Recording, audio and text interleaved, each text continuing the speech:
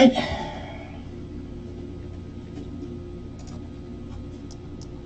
I believe we are back.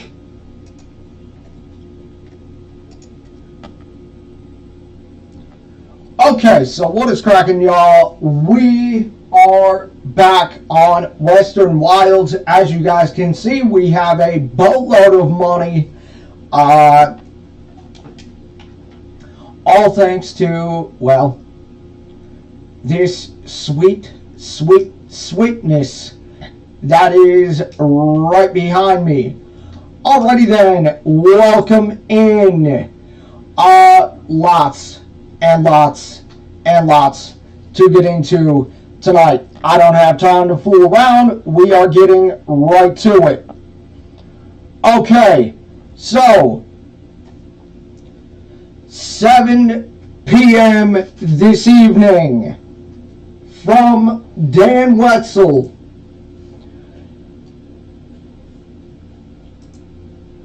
Writer by Yahoo Sports.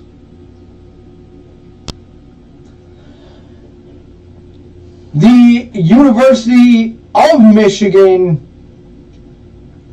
has fired recruiting analyst Connor Stalions.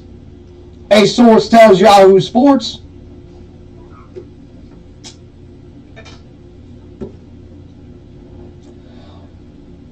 He was previously suspended with pay during the NCAA investigation.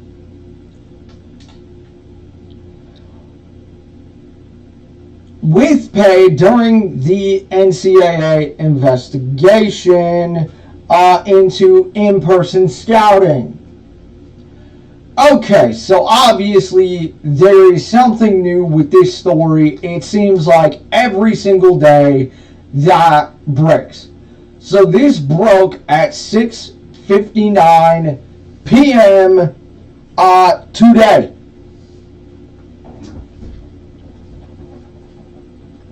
So look, it's up to you guys. We're going to be all over the board tonight as we are going to be rocking and rolling here on a Friday.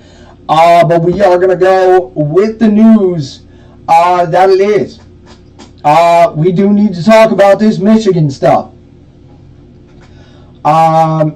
As there is quite a bit. You have the CMU stuff. You have Connor Stalions being fired. You have all the talking points. You have ESPN this week talking about Michigan. The same media that loves Michigan talking about Michigan. So look, I will be upfront with you.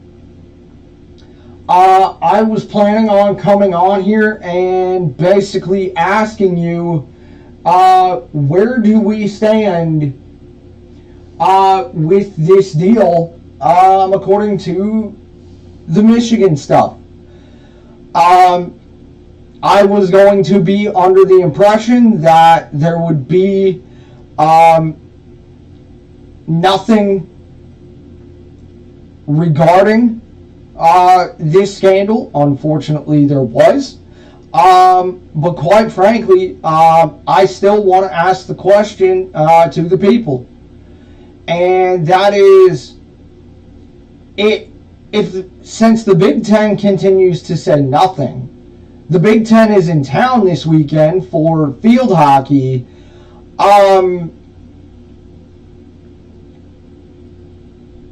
What are we going to take this as we look ahead to 24? Now again, as I've said before, 24 I'm really looking forward to, specifically because of where this conference is going to go. Adding 4 new teams. We're expanding the playoffs.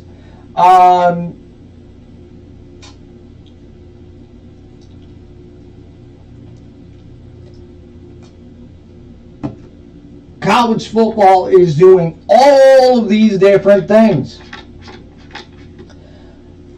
So,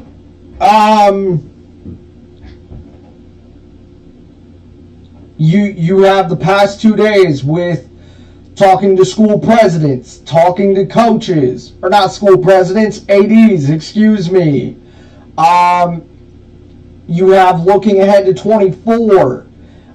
You have the links that this PI firm is connected to Ohio State.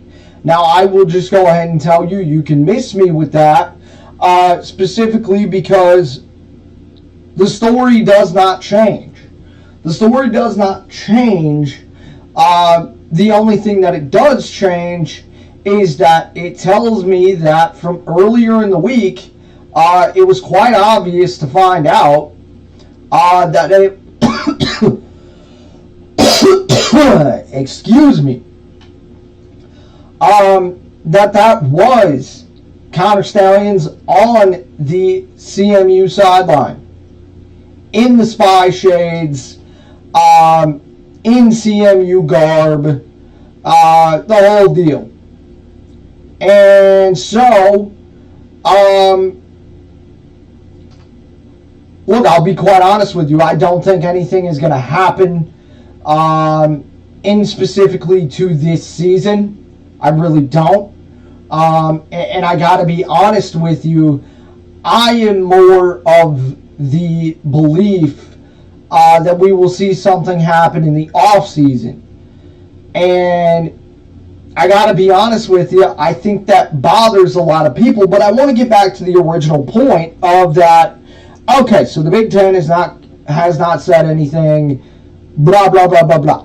We have the last 2 days, the Big Ten saying nothing. They're confining to one school, and now all of this is going on.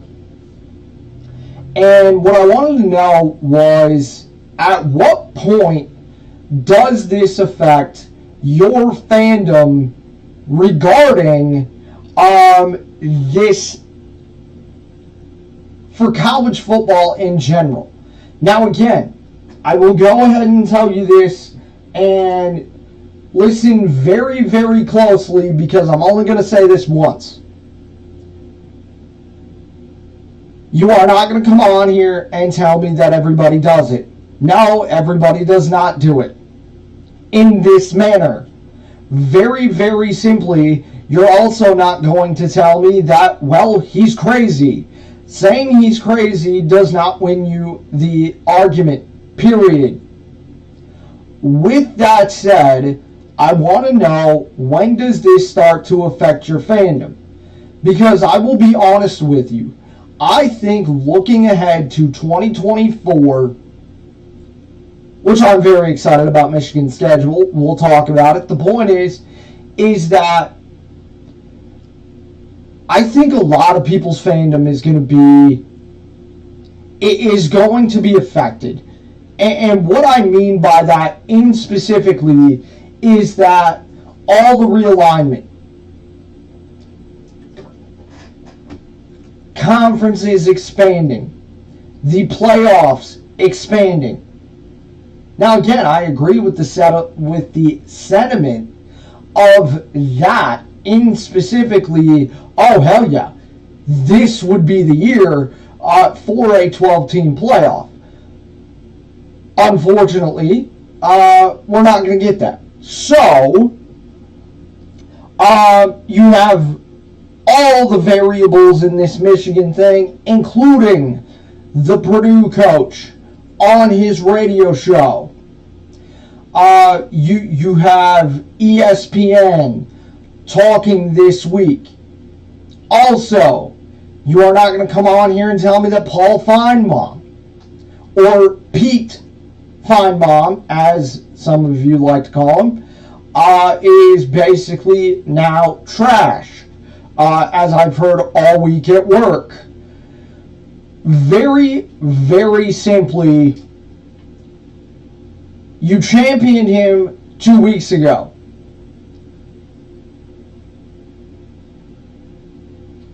I will disarm you at every single point that I can.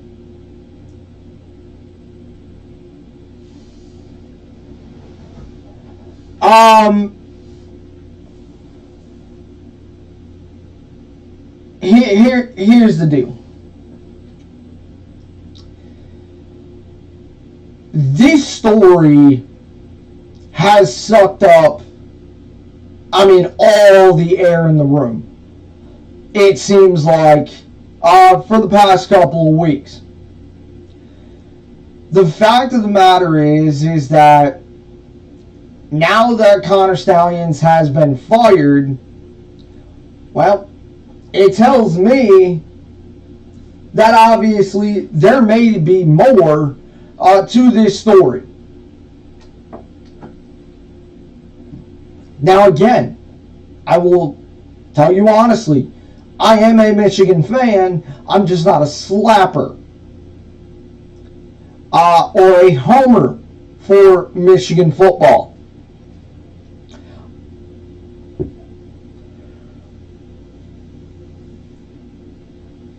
So, look, I want to know, at what point does this affect your fandom? It's funny, I saw there was a quote from Harbaugh's attorney.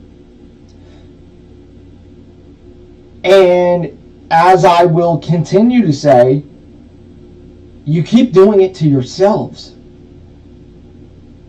Nobody is going to say anything while there is an investigation going on. And the fact of the matter is that why do I need an attorney tweeting in the middle of the night about this phone call with the head coaches?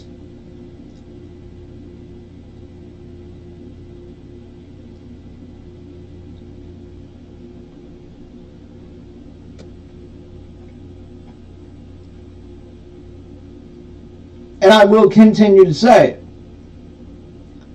At some point, you have to take accountability for you. It's funny because this goes back to one of my favorite callers of the week. And I believe this would have been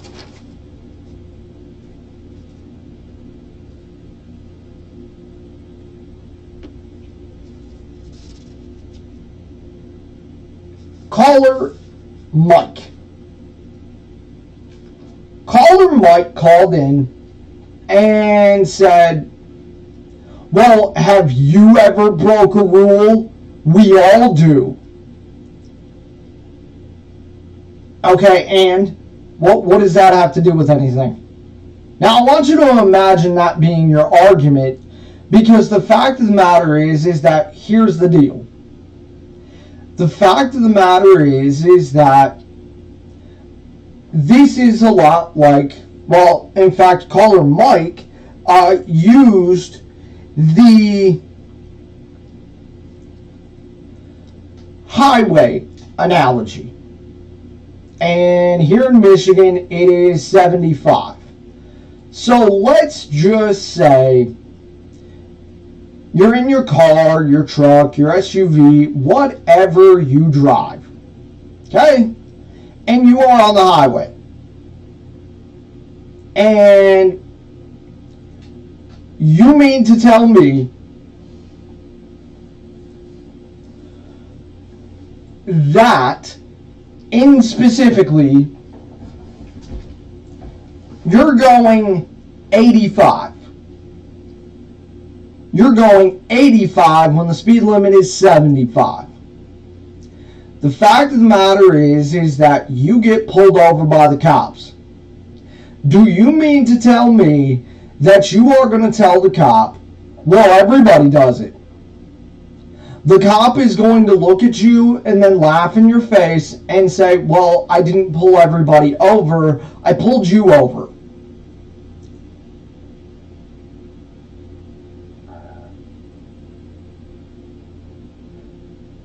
Then we get into the deal of, well, Harbaugh didn't know. Guys, with the NCAA bylaws, the buck stops with the head coach.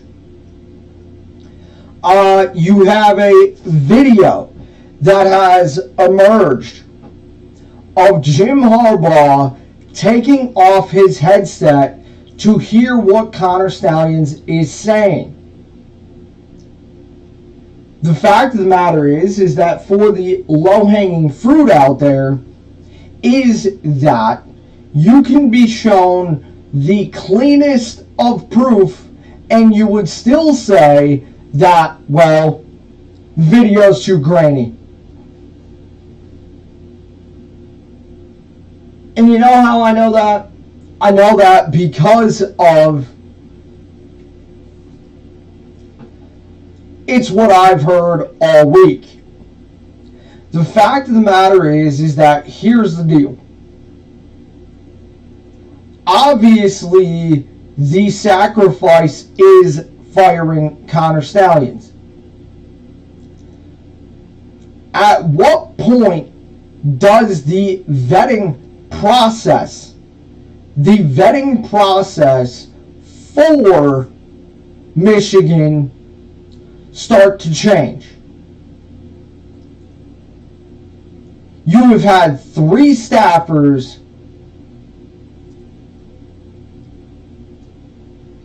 now fired. You vetted them, you interviewed them, you hired them, and you promoted them. Matt Weiss is number 1. Shemi is number 2. And Connor Stalions is number 3. At what point does the vetting process change?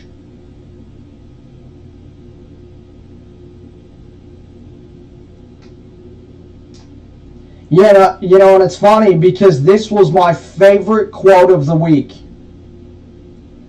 And this caller called in to say, well, rules are meant to be broken.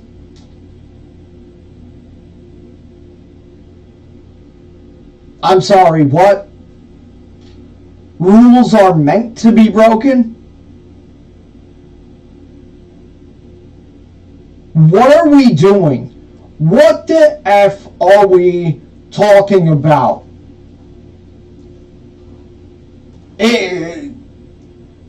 This is unbelievable.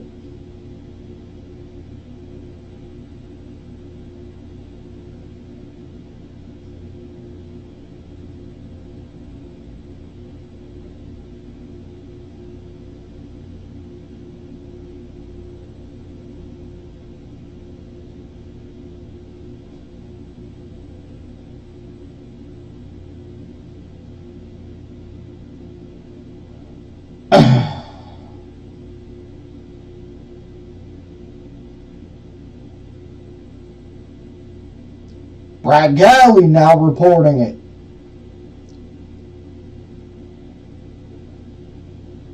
Okay, so this comes by Nicole Arbach.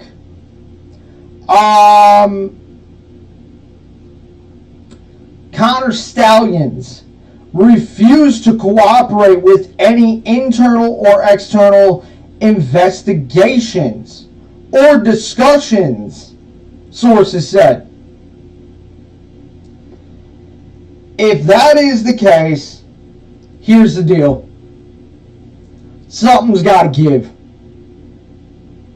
You have the Big Ten, or not the Big Ten, the CFP committee. Well, we deal with things on the field. Yet, do me a favor, blow it out your low rent.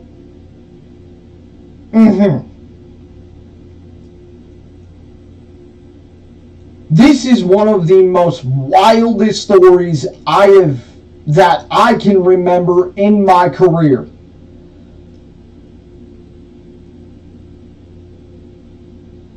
And look, I get it. Not everybody is a college football fan. Not everybody is a Michigan fan. But I want to hear from the people on this. You guys are the real MVPs, as I say at the end of every damn stream, video, short, whatever. The fact of, well, I don't get to say it in the shorts, but the fact of the matter is that I say it all the time, you guys are the real MVPs. So let's go. let's have this discussion. So we've gotten the sacrifice, so now what? Look, I think Michigan's going to come out tomorrow, and I think they're going to bury Purdue. You're 32.5-point favorites for a reason, sign stealing or not. Now again, what I do think is lost in this conversation is that in specifically, when it comes to it, people want to say, well, everybody's doing it. No, not everybody is in-person scouting like this guy was. But the fact of the matter is that it's not about the sign stealing. What it is about the fact of how you went about it. That is what the discussion is all about.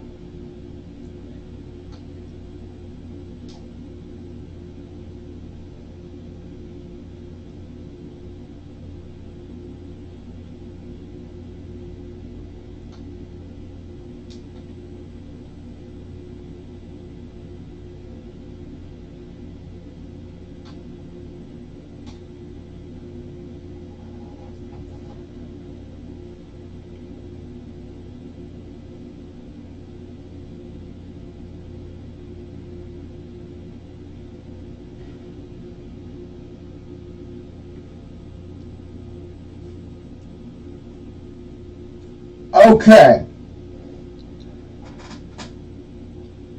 So we'll get a couple more passes in, and then we will get into bailing.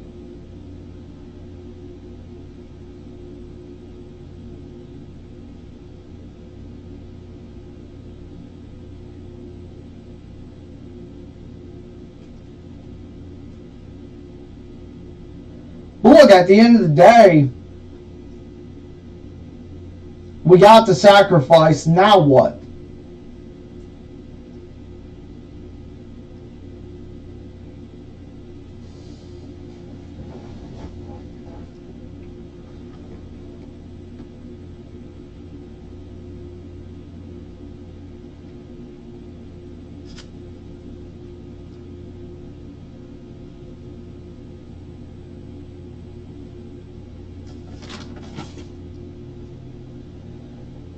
And again, as I just said, the truth of the matter is that it's not about the sign stealing. If you watch college football, if you watch Major League Baseball, the fact of the matter is that it's real. As I said though, it's how you did it.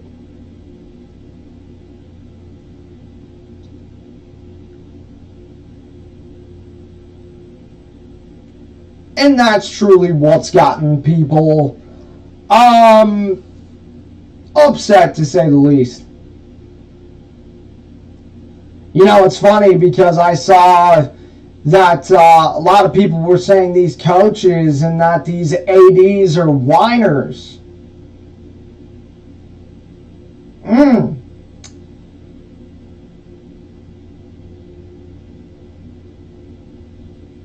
Well, now that's taken away because now, with said firing, it tells me, yeah, it's out there. And not only that, but the evidence has been out there.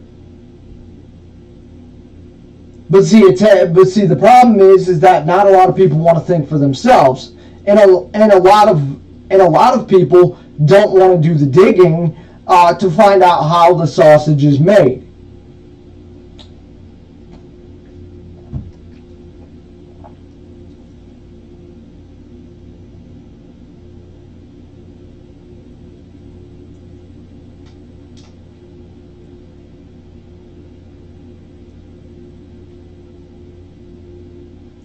So obviously, hopping on here, I'm getting ready to log on, and we get the breaking news, dude's gone. So that's what we opened up with. So we are back on, I almost said Midwest Horizons. That is not the case. We are back on Western Wilds today, and we made a ton of money off silage. Now it is time to finish up this and get to making some more silage. We're going to be creating fields. We're going to be doing a little bit of building today. We may even buy some logging equipment.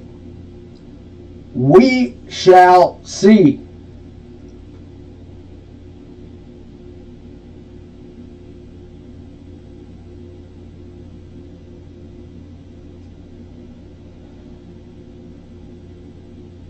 So I think we'll finish up this pass.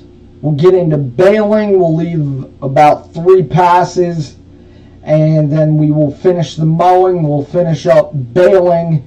And then we will get into it.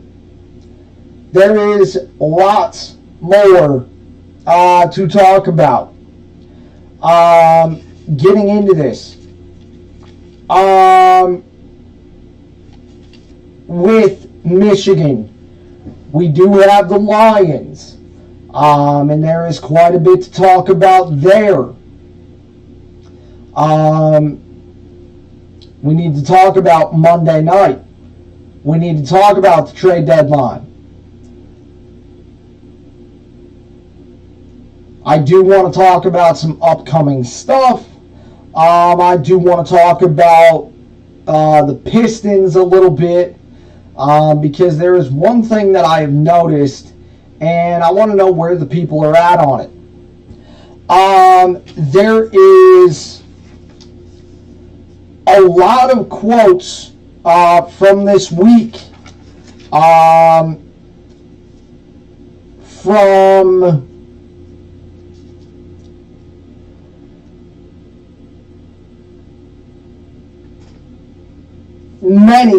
many hosts that I have been salivating at.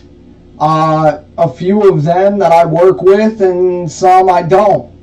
But I have been foaming at the mouth, ready to shred these.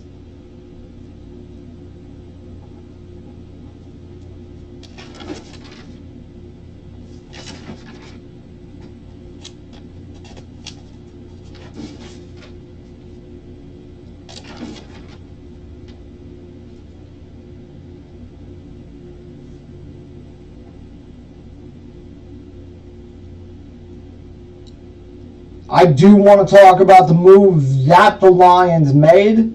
I think a lot of people are brushing something under the rug with this.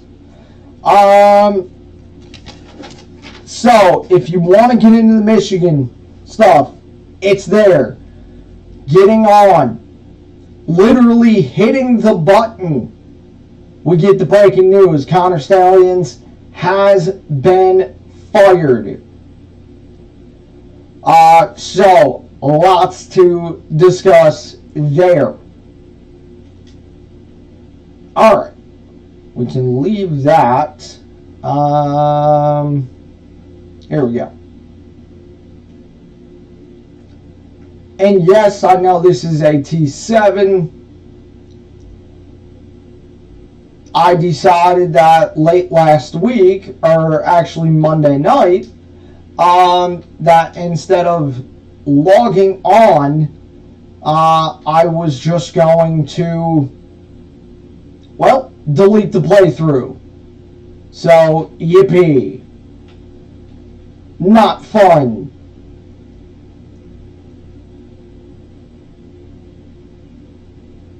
But everything is back on track as we speak. So, with that said, let's get into the game versus the Raiders.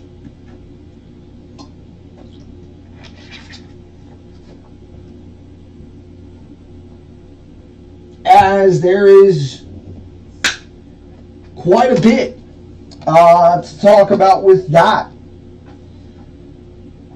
You played a C- game and you still won. A lot of the moments in that game, an older Lions team would have crumbled and you would have lost that game. To me, it says a lot when you can play your C- game and still win. Jahmyr Gibbs has arrived in a big way. You put up damn near 500 yards of offense, which is crazy to think about regarding that game. The defensive side of the game was phenomenal. But, however, I have been wondering, and I think a lot of Lions fans have been wondering, who is Edge 2? And I've seen this discussion over and over again.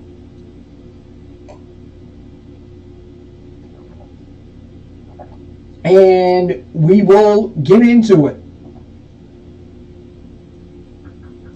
But overall, you played a C- game and you still won. And won by double digits. It's a hell of a win to go 6-2 in the bye. Rest up, get healthy.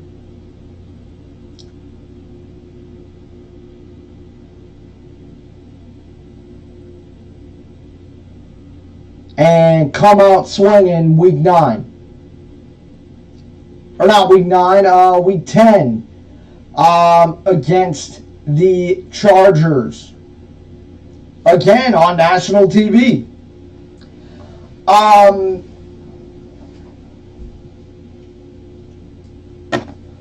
Look, I'm stoked about the win. I like the fact that this team is 6-2. I like the fact of where this team is at. And it has been a hell of a start to the season. What I do want to know, though, is what are you expecting to see out of the second half of the season?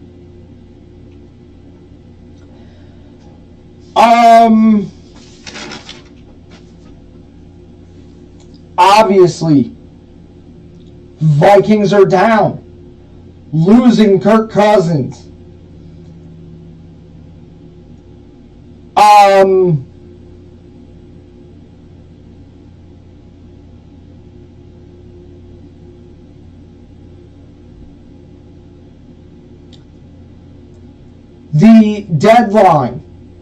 The deadline was a fat, and I mean fat L. A big L. And it's funny because of all of the excuses I heard.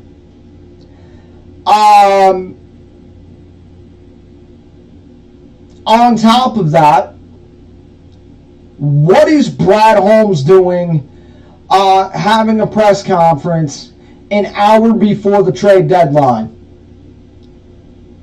Now, you can make excuses all you like, but that came off as smartest man in the room syndrome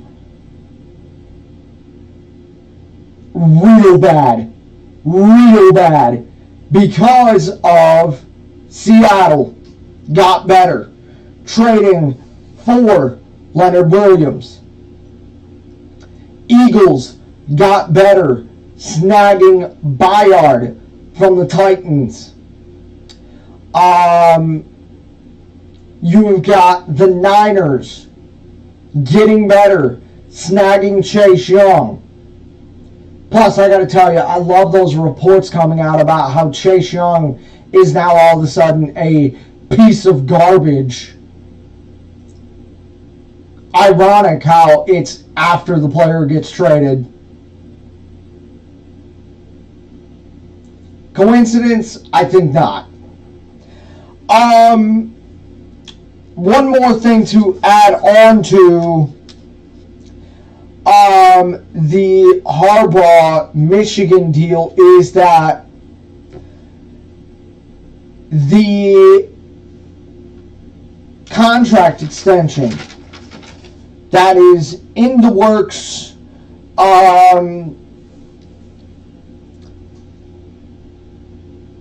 possibly, maybe, so there's that. Okay, then here is the thing that I want to say about Monday night. Guys, the reason why many people are disappointed is because of, look at who you were playing. You were playing the Raiders in a statue-esque quarterback in Jimmy G. And the fact of the matter is that AG does not want to blitz. AG does not want to send 6 guys, whether that be defensive linemen, linebackers, corners, etc. The fact of the matter is that AG does not want to send 6 guys in order to get pressure on the QB. That has been the biggest critique this season and will continue to be the biggest critique of this season. And it is exactly why many of us, myself included, are saying, guys, what you saw Monday was a prime example of the QB that you were playing. And that Aaron Glenn was blitzing.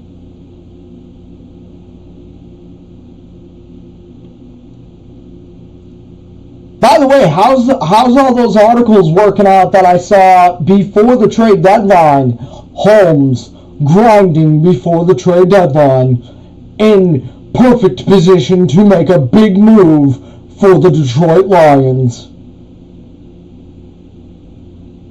How's all those articles working out? Oh, wait.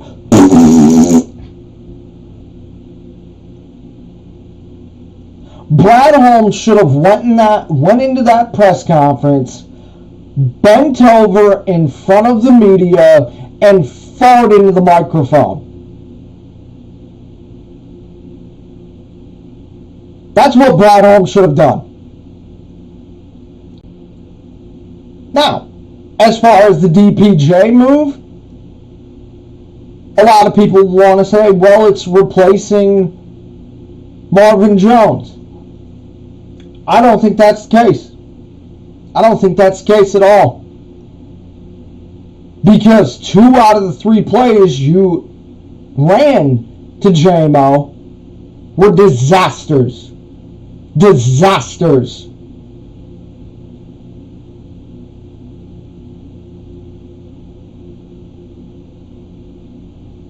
This has been a scratch your head type of move since the pick was made. I get the concept is that Jameson Williams is what this team needs, in the fact of that he is a primary speed guy and can take the offense over the top of the defense. I get all that. But the problem is that yet again, as I said, you know, it's funny, I saw last week that Brad Hall, in fact, let me see if I can pull up the post.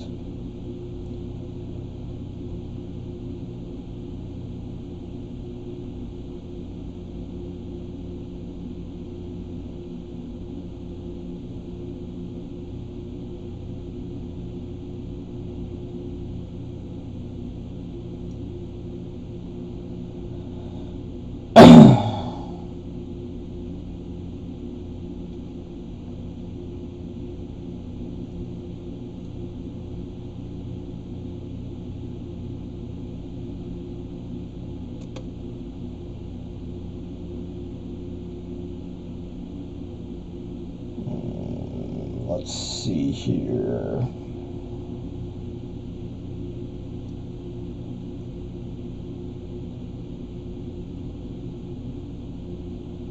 Ah, yes, right here, 6 days ago.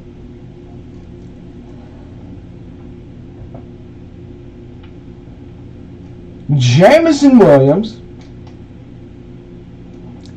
and Lions GM Brad Holmes at the home opener for the Pistons.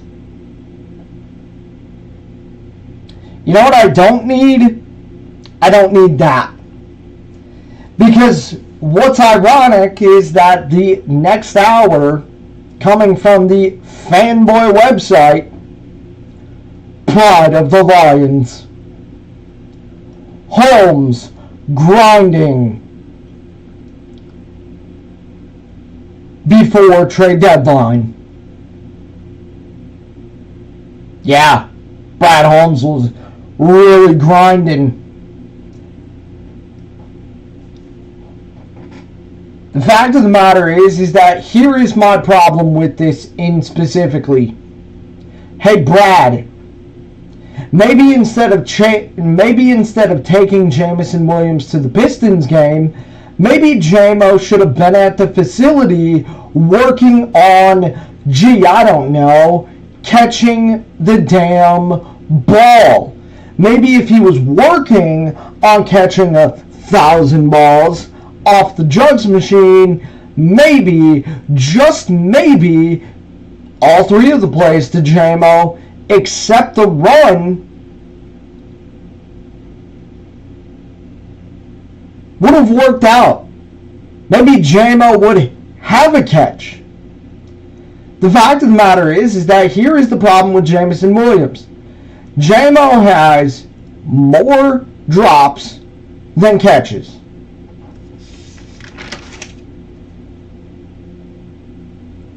Then we get into, here's the deal with the trade deadline. Cool, you get a wide receiver. Is DPJ gonna teach Aiden how to beat a double team? Is DPJ going to teach Aiden some new pass rush moves?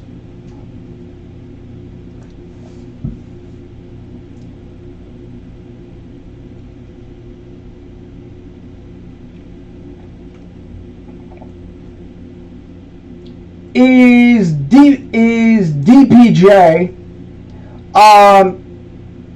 going to rush the opposing QB?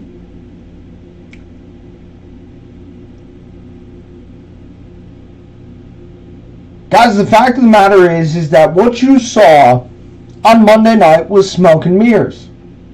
As I have said before, Aaron Glenn does not want to blitz. Aaron Glenn does not want to send 6, 7, 8 guys to get to the quarterback. Guys, you do that on a critical 3rd and 7 against the Niners, against the Seahawks, against the Ravens, against the Eagles, the Niners, Seattle, the Ravens. Guess what's going to happen? You're going to get cremated.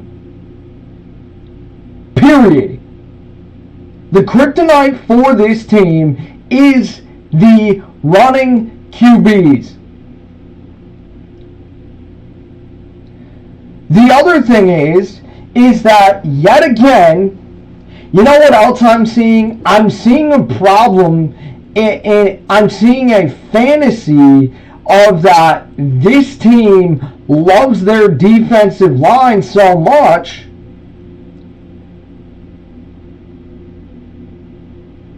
that after the performance Monday night, it affected the trade deadline. Chase Young for a 3rd.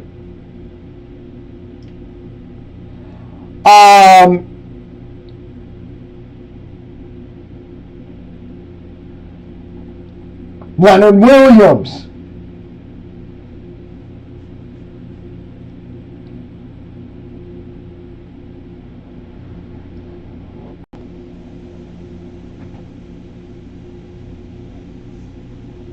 And the other thing is, and not a lot of people want to talk about this, but guys, the NFC is wide open. You have a chance at a number 1 seed. You have a chance at a Super Bowl right here, right now. And instead of reinforcing this team, instead of going deep into the playoffs, making sure that you win a home playoff game against Seattle, against the Niners, against the Eagles, your GM didn't want to do that. Your GM wanted to have a press conference 50 minutes before the trade deadline was over. Kick his feet up, talk to the media. Yeah, brought back DPJ, Michigan product, big bodied wide receiver, gonna help the offense. And that's where we get into a lot of the comments that were made this week. And I'm going to make this comment. You know how we all love Ben Johnson? Better enjoy him. He's got 90 days left.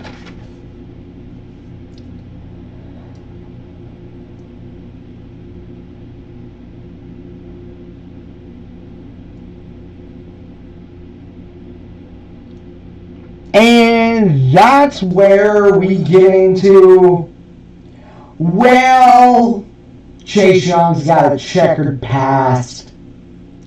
Montez Sweat, checkered past.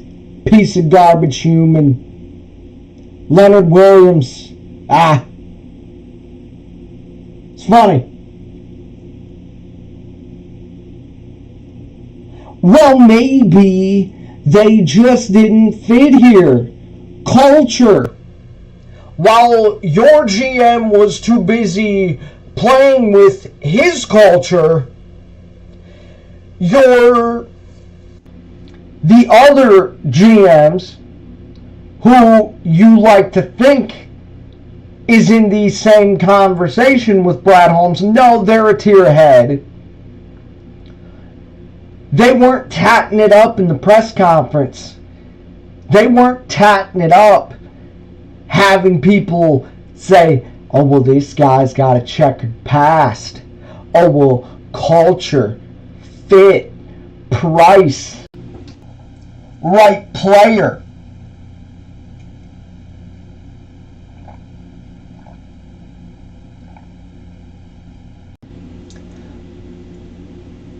Brad Holmes was tatting it up.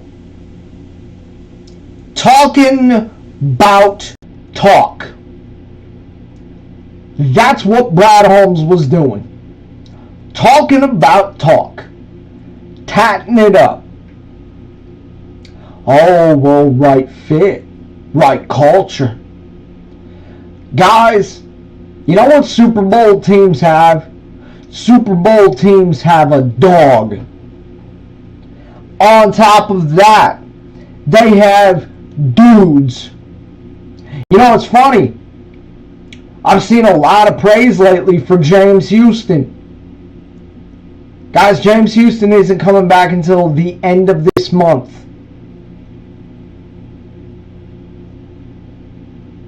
And if he's not what he was, guys, that's an even bigger indictment.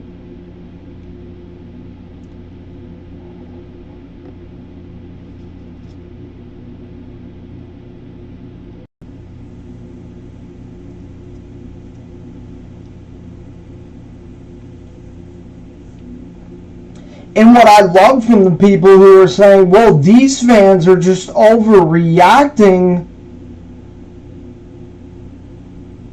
No, they're not overreacting, because every contender that you may have to face got better. Hey, by the way, how'd that Seattle game work out for Lions? For the Lions? Worked out real well.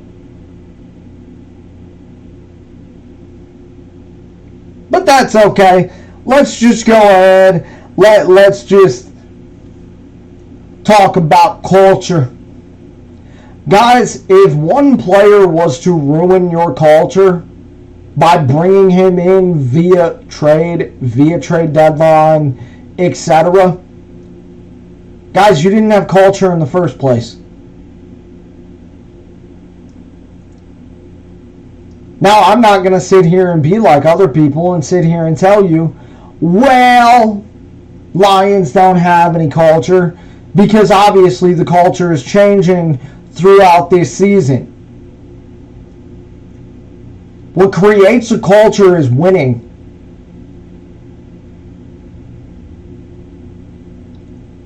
A team belief.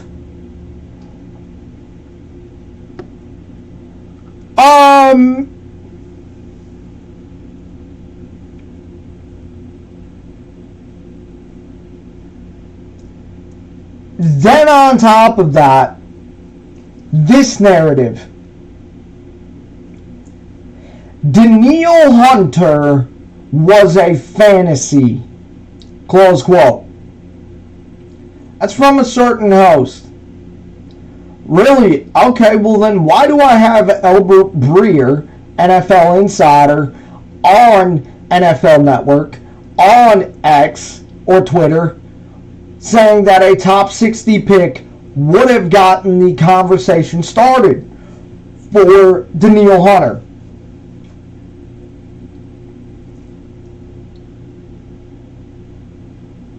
All I'm hearing is excuses as to why we did not do our homework.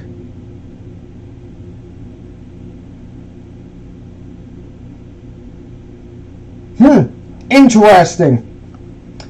Oh, and then my favorite. They just didn't like him. Not a scheme fit. Was John Lynch out here talking about scheme fit? Was John Lynch out here talking about culture? Right fit, right price, right player? Not that I'm aware of. How about Howie Roseman? One of the best GMs in football. Was he tatting it up about culture? Right fit, right player, right price? Sure wasn't.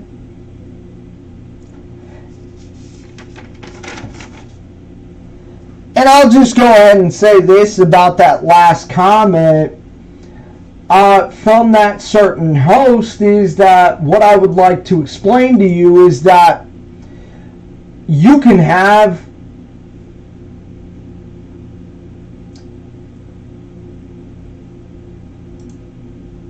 play-by-play credibility. It does not mean that you know everything about football.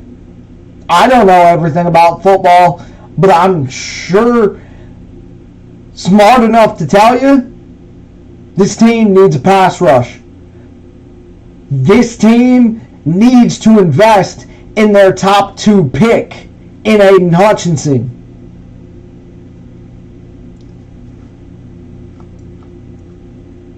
Then here's this. And this is where I had a problem with people saying, well, go get a corner. Guys, you know how you win football games? You know how Kansas City wins Super Bowls? You know how the Eagles got there? You know how these contenders are? The Niners, the Eagles, Kansas City, Cincinnati, etc. You know how they win games and they get to the Super Bowl? Guys, you win with the tip of the sword. Period. You win with your defensive line. The shorter time that your corners and your secondary has to cover a wide receiver or a tight end,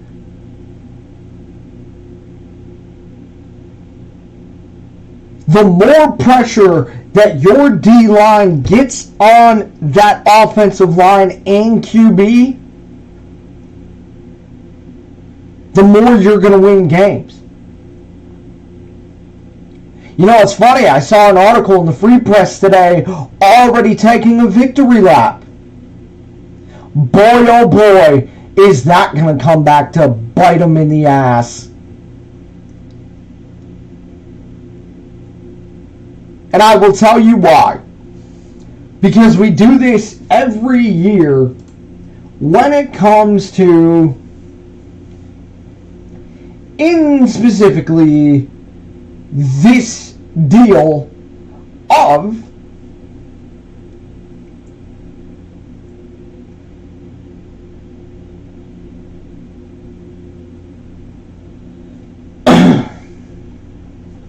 excuse me, let me find this real quick.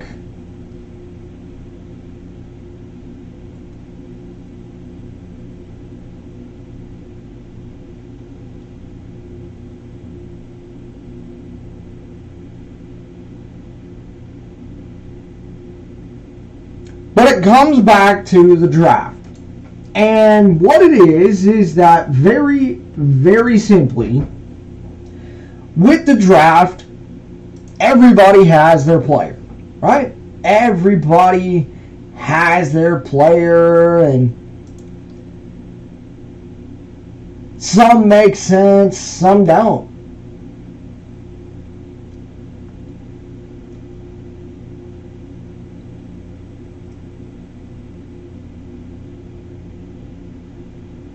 Right here from Sean Windsor.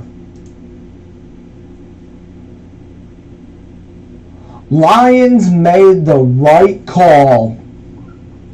Jalen Carter has got nothing on Jahmyr Gibbs and Sam Laporta.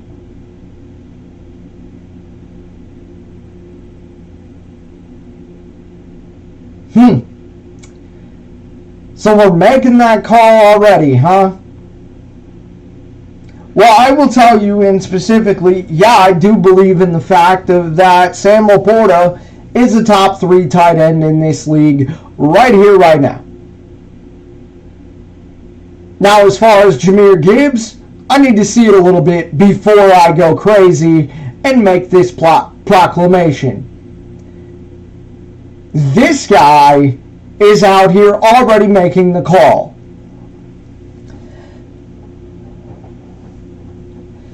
It's funny because if you had Jalen Carter or Jordan Davis, you know, those glorified nose tackles, as I was told multiple times, gee, that would have helped you out in the Ravens game, don't you think? Gee, that would have helped you out in the Seattle game, don't you think? But they're top 10 in pressures. Cool. Lamar Jackson says hello again as he scores another touchdown. Oh, look, it's Mark Andrews. He says hello as he scores again.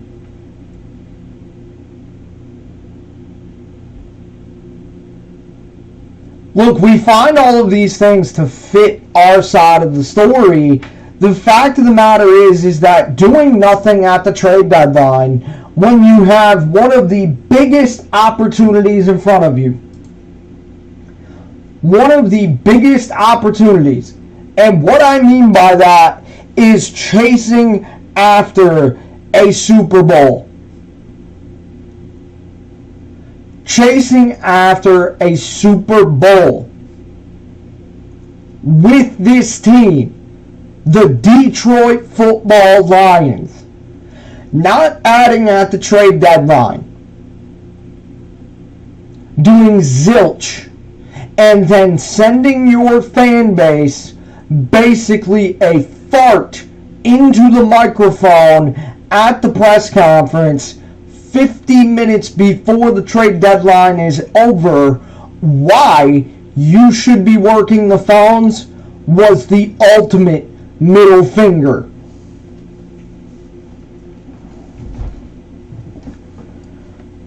Here is my favorite one, and tell me you know nothing about football by telling me you know nothing about football. Quote,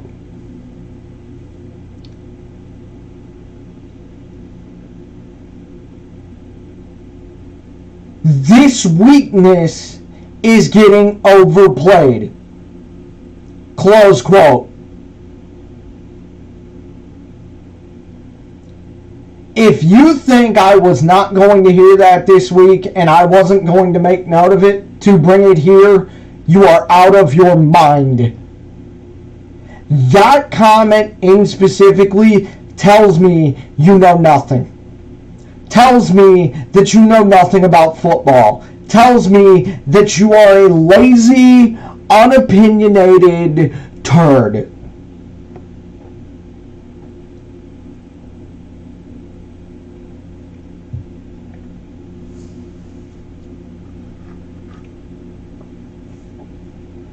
On Monday night, it was smoke and mirrors. AG is not sending an all-out blitz every game. So let me ask you a question, and I'm going to ask it 3 times, 3 different ways. It's the triple threat. You mean to tell me you're playing the Niners with Brandon Ayuk, Deebo Samuel, Christian McCaffrey, and George Kittle, and the kid from Michigan, which I can't think of his name right now. The point is that it is a critical 3rd down. 4 minutes to go in the 4th quarter. Do you mean to tell me this team's getting home against Jalen Hurts, that offensive line, or not Jalen Hurts, against the Niners? Do you mean to tell me the same thing with the Eagles? Do you mean to tell me the same thing with Seattle?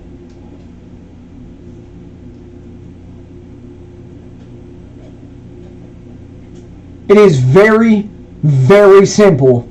Super Bowl on the line. NFC title game. The Lions in Seattle. The Lions and the Niners. The Lions and the Eagles. 4th quarter, 4 minutes to go. Defense is on the field. Critical 3rd and 7. You mean to tell me this team's getting home? That's the whole point. This idea that you are going to sit there and do nothing but you're going to be the whiz kid on draft day in moving draft capital, it ain't good enough. And here's the other thing. Next year isn't promised.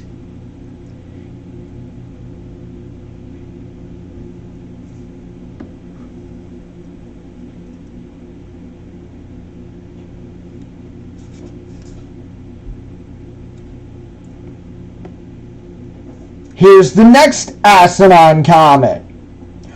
Quote, "Well, do you really let your worst performance, aka against the Ravens, Lamar says hello again, dictate a move at the deadline? That's a total overreaction." Close quote. I was in the bathroom at work, dying laughing. I had people looking at me like I was insane when I heard this over the PA system as the show was going on. This, well, quote, well, do you really let your worst performance against the Ravens, where you basically got blown out, dictate a move at the deadline? That's a total overreaction, close quote. I died laughing. I had people looking at me like I was crazy. Because very, very simply,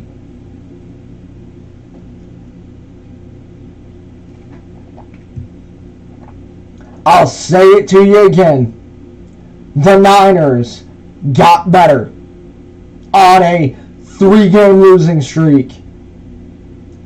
Seattle got better.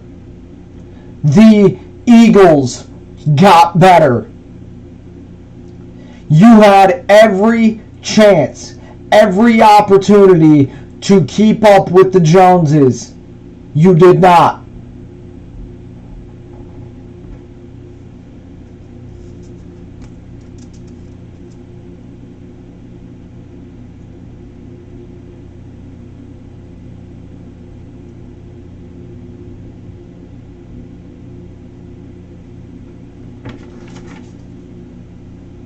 You have no legs to stand on if you are making excuses.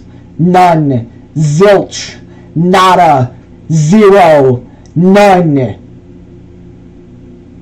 You have an opportunity right here, right now, and you want to sell your fan base that has aspirations of a Super Bowl, of winning a division, of winning the NFC title, of winning a Super Bowl, most importantly.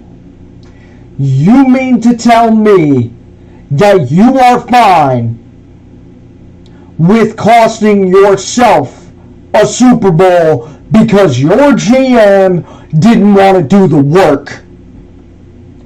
Get out.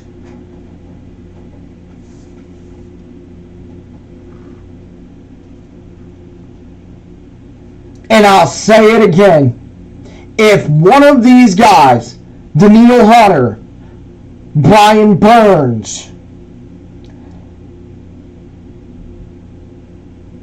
Sweat, Chase Young, etc., Bayard, were to come in and ruin your said culture that you want to hide behind, you didn't have a culture in the first place.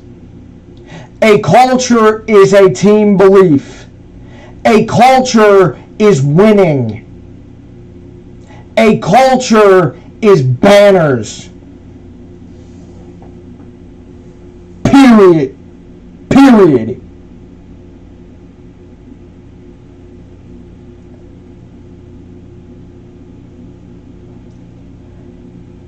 And then this is how I know a caller wins call of the day. And we're going to start doing this from time to time. And this one comes from caller Jason. This host, the said host who we're going to talk about in just a moment, asked caller Jason, do you believe in Brad Holmes? Jason continued to talk and said, yes, I do believe in Brad Holmes. And then he brought up the same points that I've been bringing up. You have no legs to stand on. And very, very simply, all this is excuse making. This said host went fan mode. And this is how you win Call of the Day. This host knew he was in checkmate. Very, very simply. If, quote, if you believe X, then you don't trust said GM. And what caller Jason was referring to is that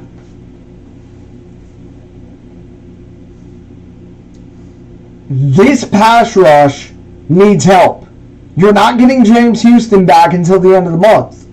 The biggest question mark / hole is the defense.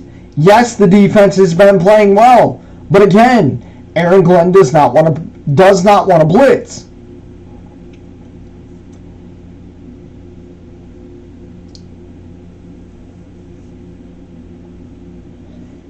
It's so funny to me how we create, well, he's a bad human. I must have missed where Chase Young committed a crime. I must have missed where Chase Young is all of a sudden just one of the worst humans out there.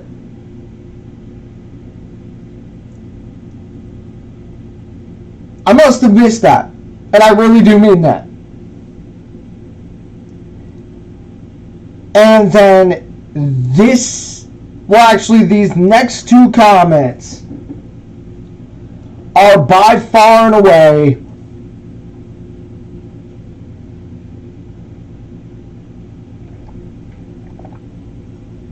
how, in my world, not only do you lose credibility, but it's also the fact of that when you are proven wrong on this, you are going to look even more ridiculous than you already do. And so, I give you the most asinine comment of the week. And this one takes the cake. Quote, the Niners needed more pass rush, or needed a pass rush more than the Detroit Lions. The path to the Super Bowl does not run through Chase Young and or Jalen Carter. We're going to be just fine. Close quote. Except one problem with that there, Fabio. Whether it is the playoffs, at one point or another, you will have to face the Eagles, who have Jalen Carter. You may have to face the 49ers, who have Chase Young and Nick Bosa.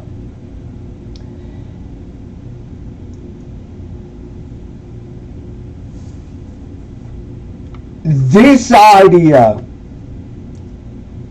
I'm going to give it to you again, because I want you to understand this. I want you to understand how asinine this truly is. The Niners needed a pass rush more than the Detroit Lions. The path to the Super Bowl does not run through Chase Young or a Jalen Carter. We're going to be fine. Close quote. That in itself is how you get yourself in trouble. Because that couldn't be further than the truth. Because the fact of the matter is that you may have to play one or both in the playoffs. then what are you going to say?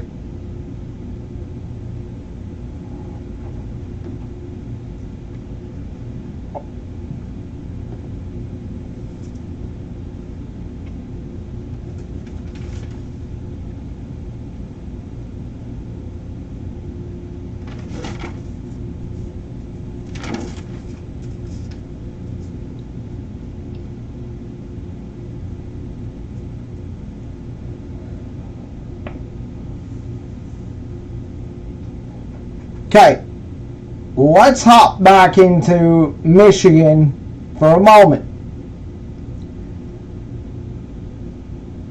Because this is one of the bigger points that I want to make. A, this warpath deal. Okay? It is not a warpath to say that this is something. Saying that if the shoe was on the other foot, meaning Penn State, Ohio State,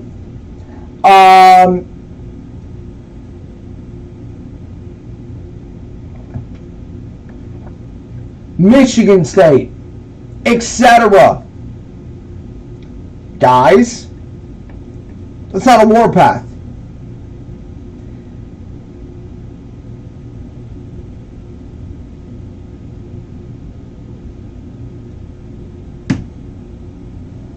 The other thing is that CMU could have simply came out and said, nah, that's not Connor. That tells me all I need to know. Yeah, that was him on that sideline. In fact, let me give you the quotes from the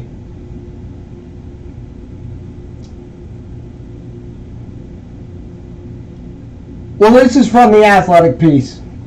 And here are some quotes. If this is all factually true, look at how their record changed since they started doing this. Those aren't my words. That's an AAC head coach.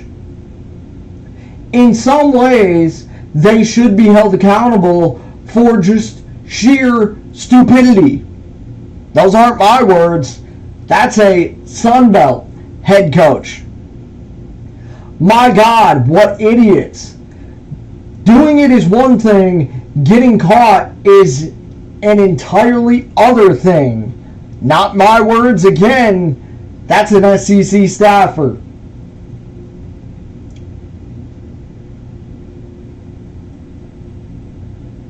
Okay, so this comes by way of Sam King talking about Purdue's head coach. Quote, they aren't allegations. It's happened. There's video evidence. There's ticket purchases you can track back. We know for a fact they were at a number of our games. Close quote. When there are things that can be tracked, when there are things that can go back, that you can go back and look at the purchases, you can find the LinkedIn account, you can find the Venmo account.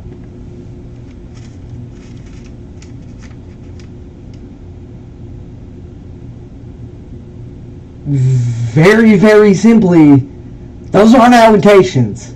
That's evidence. So let's revert back to the Lions, because I want to understand this edge too. I want to hear every single excuse that you have as to why this team is not investing in Aiden Hutchinson. You're investing in Jared Goff. You have invested in the running game. You have invested into what is the strength of this team, aka the offensive line, which I have to be honest with you as I crack open a bubbly.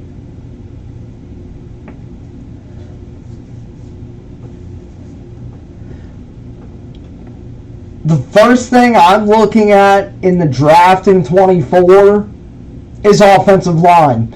By the way, why is nobody praising Colby Sorsdahl for his performance Monday night? The point is that you've invested in the wide receiver room. So why are we treating Aiden any differently? The fact of the matter is that I came on here and I told you I don't need to hear from Aiden on the Michigan stuff. To be honest with you, here's what I need from Aiden. I need Aiden to be a leader. I need Aiden to specifically start asking the questions of, I am a top 2 pick. Why am I not being invested in? Great, you have Aleem McNeil, Derek Barnes, Alex Anzalone. By the way, how's that Jack Campbell pick working out for you? Guys, the fact of the matter is that Aiden Hutchinson was taken 2nd overall. I do not understand why he is not being invested in. It's a joke. It's pathetic. Aiden Hutchinson should be invested in. Aiden Hutchinson is one of your cornerstone pieces. And when it comes time to pay Aiden Hutchinson, I'm going to be the first guy on here telling you, pay the man.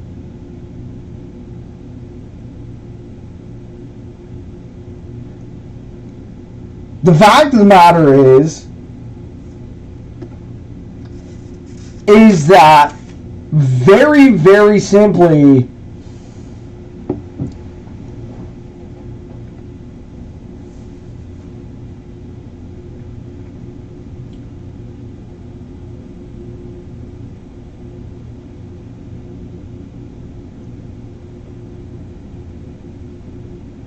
you see the Eagles take Jordan Davis and Nakobe Dean. And then you know what they did? They invested in both of those players by grabbing Bayard, by grabbing Nolan Smith, by grabbing Jalen Carter.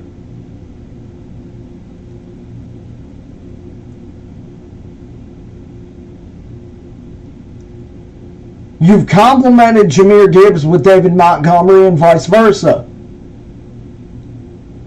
You've complimented this O-line.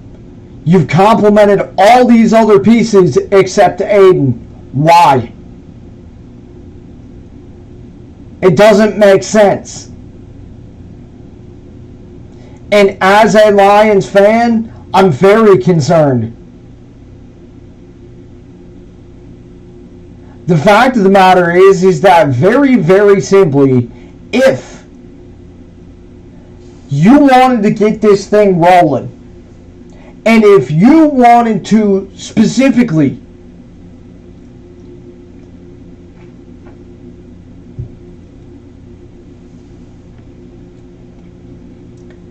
take a shot at a Super Bowl, you invest in Aiden Hutchinson.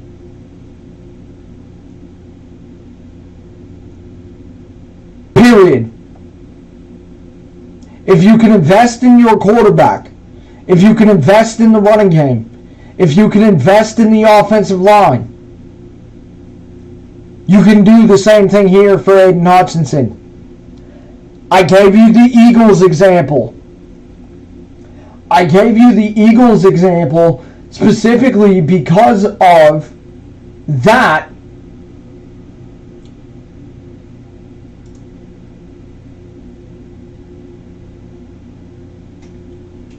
as I'm not paying attention. I gave you the Eagles example of Jordan Davis and Nakobe Dean. They took Nolan Smith. They took Bayard at the trade deadline. They took Jalen Carter and invested in both of those players.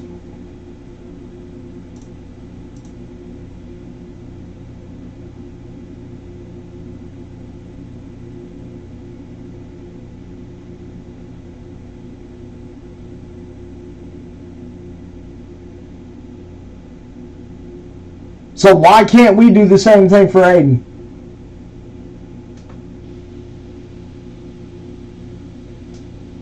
Alright, I have a little bit of Tigers for you. And I want to know where this is with the Tigers. The problem is that I'm having a hard time figuring out who in the world would be this. Who in the world would pull something like Aaron Judge and actually do this? Aaron Judge came out and said, I believe this was Wednesday, said that the Yankees are working on changes from philosophies, players, coaches, everything.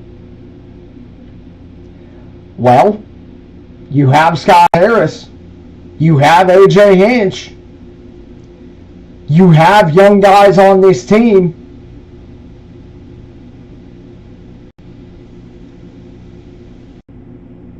You have a player making this comment, which is then applying public pressure to the franchise. I want to understand where the hell this is at with the Tigers.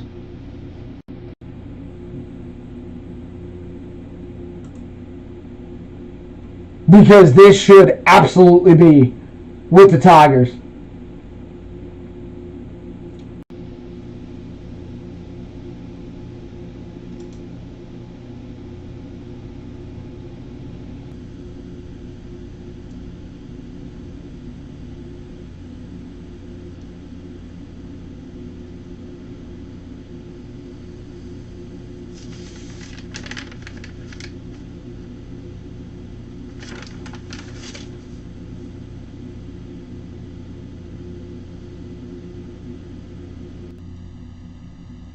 Yes. Look, I think with what Aaron Judge is doing, I think it's brilliant. And I got to be honest with you. You know, it's funny, I heard a host talking about, well, the Tigers should be in on Soto. I don't know about that one, but listen, with this, and specifically, with what Aaron Judge is doing, getting the fan base and applying pressure to the franchise, man, oh man, this was tactical, this was brilliant, and I'd love to see this for the Tigers. You know, look, people want this baseball team to be good. We have an expectation for the Wings this season. We have an expectation for the Lions this season. And I'll tell you right here, right now, my expectation for the Tigers in 24 is win the division. Period. And I got to be honest with you. If this offseason goes well, and this offseason actually has some moves, then I'll be right here saying it. It's division or bust. Now, as far as the Lions go,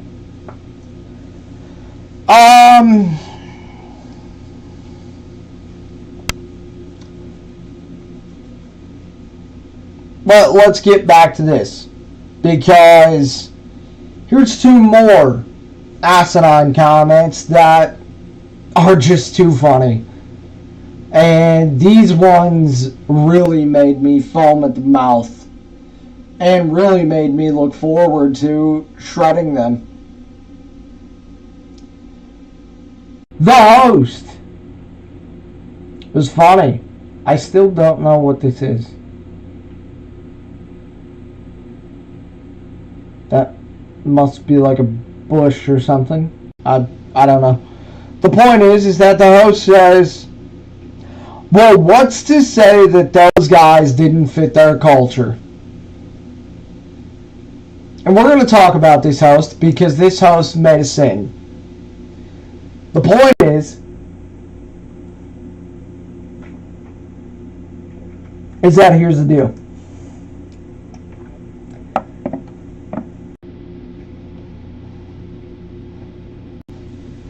As a fan of this team, as someone who wants this team to give the fan base what they so rightfully deserve in a Super Bowl, in Motor City, Dan Campbell, in Brad Holmes being fired up, running down the sidelines, high-fiving the fans, hugging the fans, the whole team doing the Lions leap. That was quite the shot on Monday night, huh? The Lions leap. Dan Campbell firing up the crowd. Ford Field being the loudest, and I mean the loudest it has ever been and ever will be. And our very own Sheila on stage holding that trophy, hoisting it up, and Ford Field erupting. Calvin Johnson, Barry Sanders, Jack Harlow, Eminem on the sidelines. People, the house packed. Everybody on their feet as that trophy goes up in the air. That's what I want. The fact of the matter is, you don't get to hide behind culture when you don't do your job. I have done it with the Michigan thing, and I will do it here. It is the very question of why we pay these people millions of dollars to do this job. When you take this job and you get to be a GM, I don't want to hear you in the media talking about, well, I haven't seen my family. Well, I've been sleeping at the facility. I don't want to hear it. Because if you are doing that, it tells me you're being serious. That you are foaming at the mouth. That you want nothing more than your fan base, your team, to have that trophy, and you will stop at nothing to win a Super Bowl. For years and years and years, this team has been mocked. This team has been walked over like a welcome rug at the front door of the National Football League. This team has been the punchline for media, for national media, not local, national media. You have been the punching bag for other teams. You have no legs to stand on, period. When it comes to it, when it comes to being a GM, when it comes to being an owner, when it comes to being a head coach, in my opinion, you either want it or you don't. You eat, you sleep, you breathe it. It is your job, and you have every opportunity, every single day, to be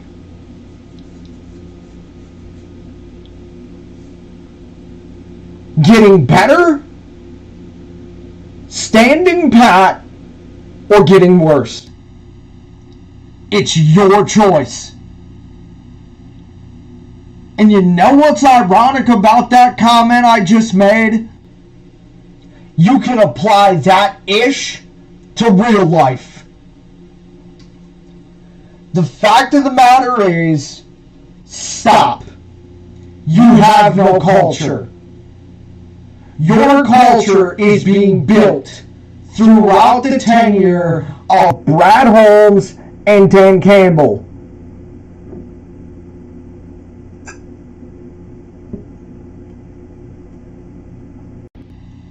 That's it. That's all. A culture is a mentality. And look, I think you're building a culture because this team embodies the head coach. Grit, toughness, blue collar, hard working, hand in the dirt, let's go to fucking work, forge through adversity, and we're going to find a way home. Period. That's what this team is about. Now look, I'll be honest with you. I do believe this team can make a Super Bowl. But the fact of the matter is, just because you have a plan, which again, you can relate this to real life, just because you have a plan does not mean that you cannot deviate from that plan. Here's another thing that you can apply to real life. When an opportunity, the biggest opportunity in your life presents itself, guess what happens? You can deviate from that plan and you can chase after it. It all depends on how bad you want it. And if you want it bad enough, if you live for that, then you know what? You're going to get after it. And you're going to chase that ish every single fucking day.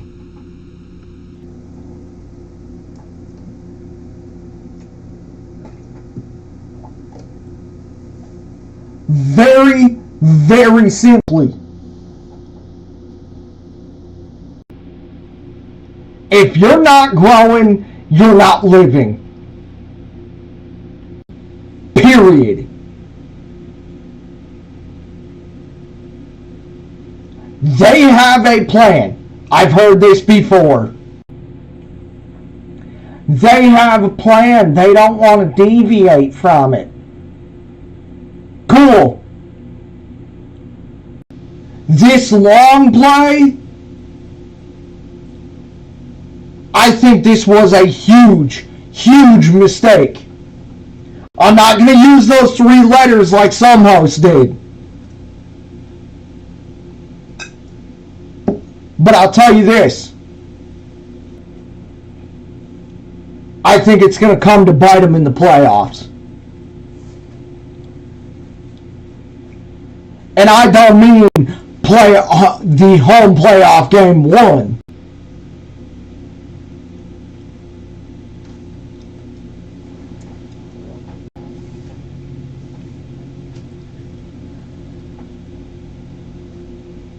Then, quote, this is from a caller.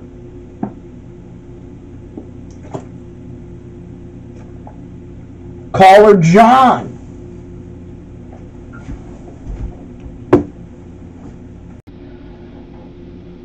I quote, "It would have been SOL to get a young Williams etc." Close quote.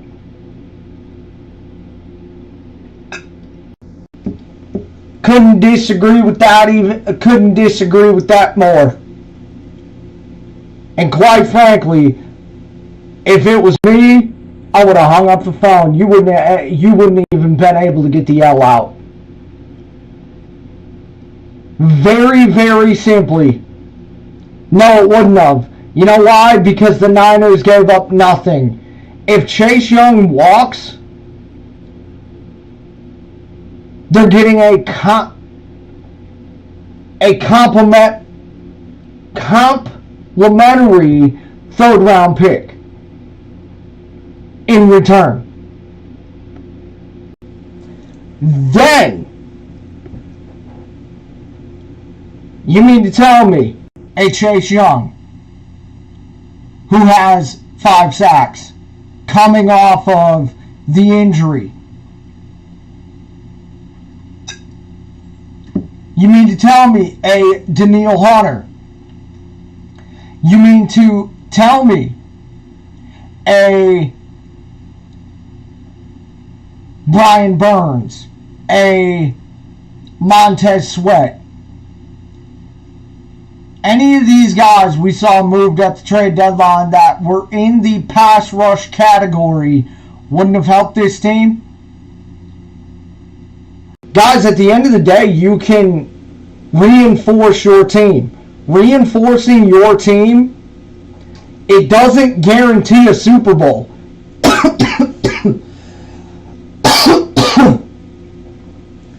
It doesn't guarantee a playoff win.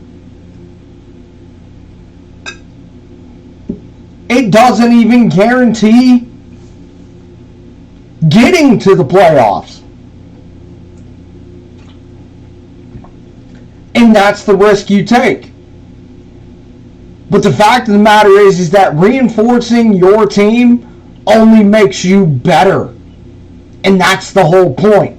That's why people like myself were disappointed with the trade deadline.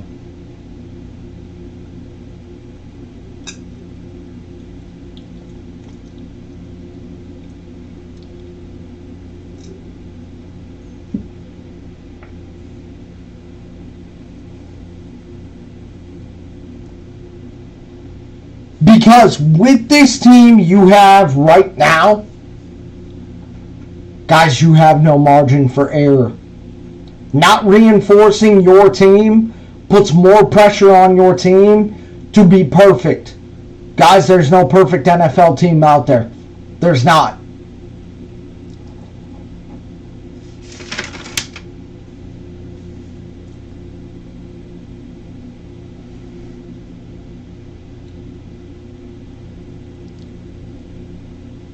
I also want to talk about this, and I want to ask this question for the people who want to say, well, Pascal and Houston are that combo edge 2. Excuse me. Okay, so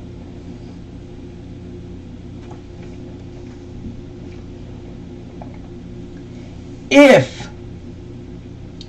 they are edge 2, as I said, you're not getting Houston back until the end of this month. What exactly does this justify? Do you mean to tell me that this justifies the trade deadline? Because if you're saying it does justify it,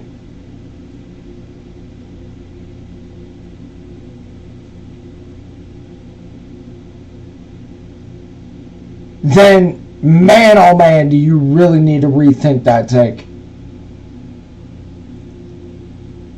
And I'm just being honest with you.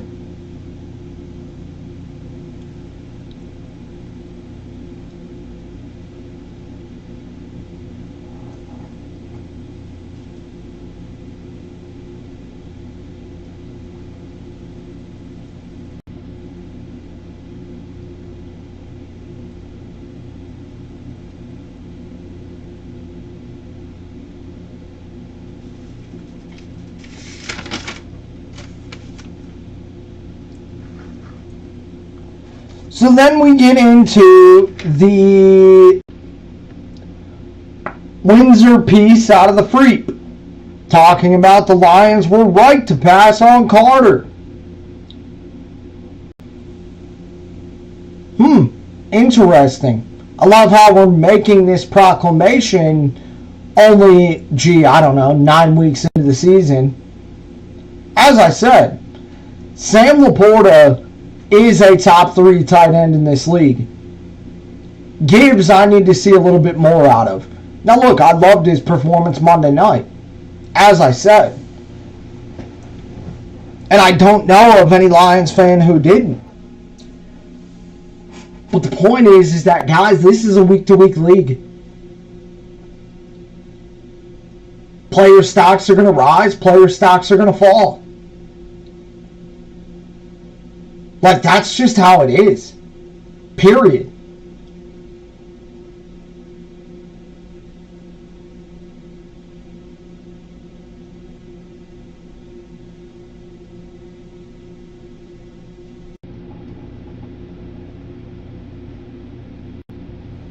The fact of the matter is, though, is that, yeah, cool, you took Gibbs, you reinforced the running game and the receiving game.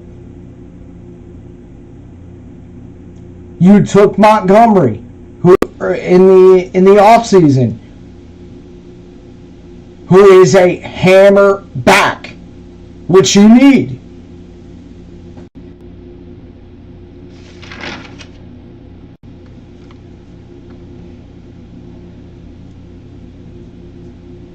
The thing is that to me, and I think to a lot of Lions fans, having that extra defensive player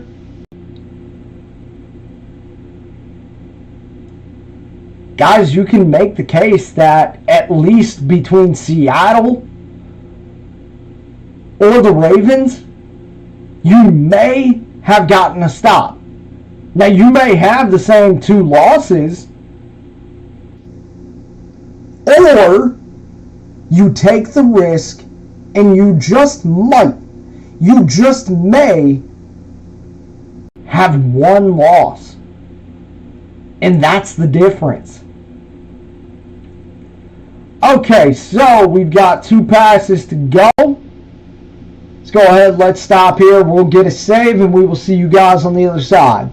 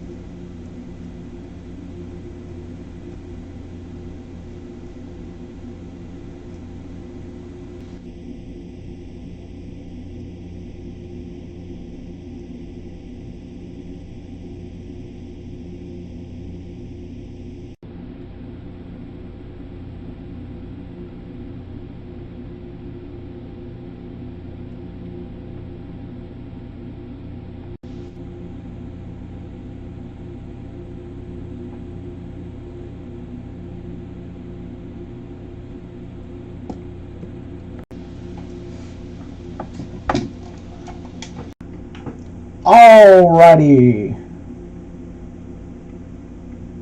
Go ahead and let's finish this up. Oh, excuse me, we've got 3 passes left. Alrighty then.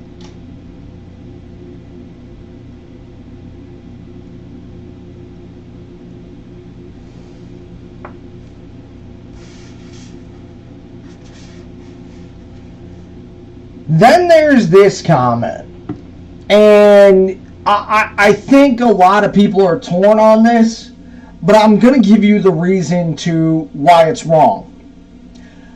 Swift would have done everything that Gibbs has done, close quote.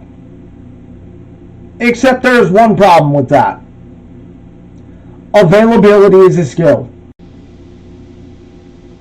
I rest my case.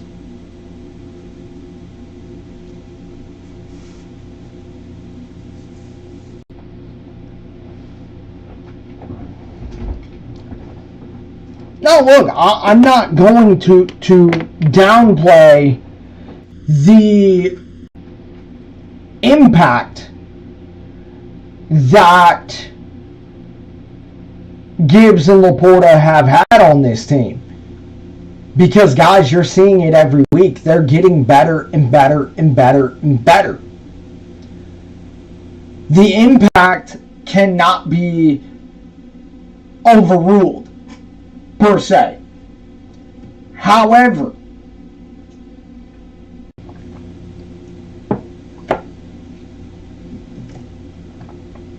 what it does do, in my opinion, is that we go back to Seattle and we go back to the Ravens.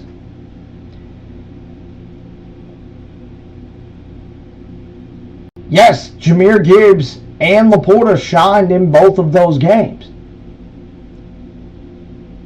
The problem was getting a stop. And that's where the problem lies and will continue. And that's going to be a big part that I'm looking for in week 9. Or not week 9, week 10 against the Chargers. Okay. So with that said, while we finish up here, and then we go ahead and we get to start making fields or a field. We'll see. Excuse me. Let's get to the picks. As you guys know, it is a Friday tradition. I give you the picks of myself and TJ. TJ is on vacation, sunning and funning. So we are here for it. Let's get into it. It is the picks. We begin with college. College is back this week. We start out Notre Dame -3 taking on Clemson. Let me go ahead and pull up the FanDuel Sportsbook. That is the sportsbook we go through.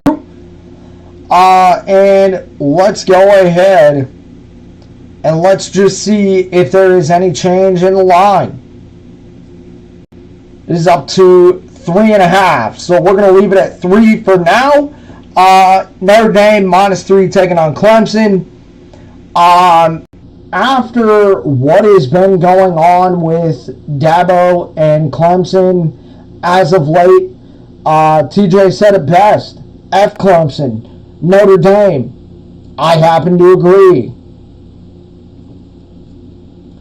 Ole Miss -3 taking on A&M. TJ and I are on opposite sides. He's going to take Jimbo and Texas A&M. I'm going to take Ole Miss in the Lane Train. Florida -6.5 taking on Arkansas. TJ and I are on opposite sides of this one as well. TJ is going with Arkansas. I'm going to go with Florida. Texas -4.5 taking on K-State. No Quinn Ewers. Give me K-State. TJ will take Texas.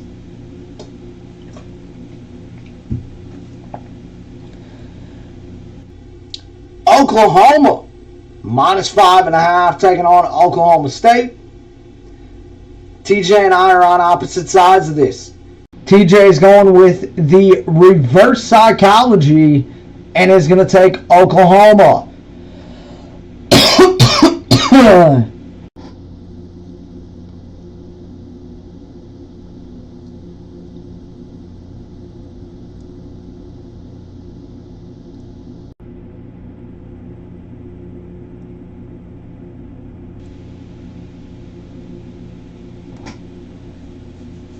For me, Devil's number, give me Oklahoma State. Iowa State -2.5 taking on Clemson. This game is going to be interesting. You've got the emotional win for Kansas coming off of beating Oklahoma. Me and TJ both are still going to take Kansas in this one. Kentucky -3.5 taking on Mississippi State. TJ is going to take Kentucky here. I have went back and forth on this game. I'm going to take a shot here. Give me Mississippi State. We get to probably my favorite game of the week. And one of the QBs I am going to be watching for that is not talked about enough in the Heisman race, obviously because of the losses. I get all that. But man, oh man, is this game going to be interesting. Alabama -3 taking on LSU. TJ and I are going to be on opposite sides of this one as well. TJ is taking Bama. I'm taking LSU. The other favorite game of the week, which we have a prop bet for, we'll talk about it in the props here in just a minute. It is Washington -3.5 taking on USC. TJ is going to be taking USC. I'm taking Washington. Oregon State -13.5 taking on Colorado. Huge number. Give me Oregon State. TJ switched his pick and is going with Colorado. And then we get to the final game in the college ranks. UCLA -2.5 taking on Arizona. UCLA for me and UCLA for TJ.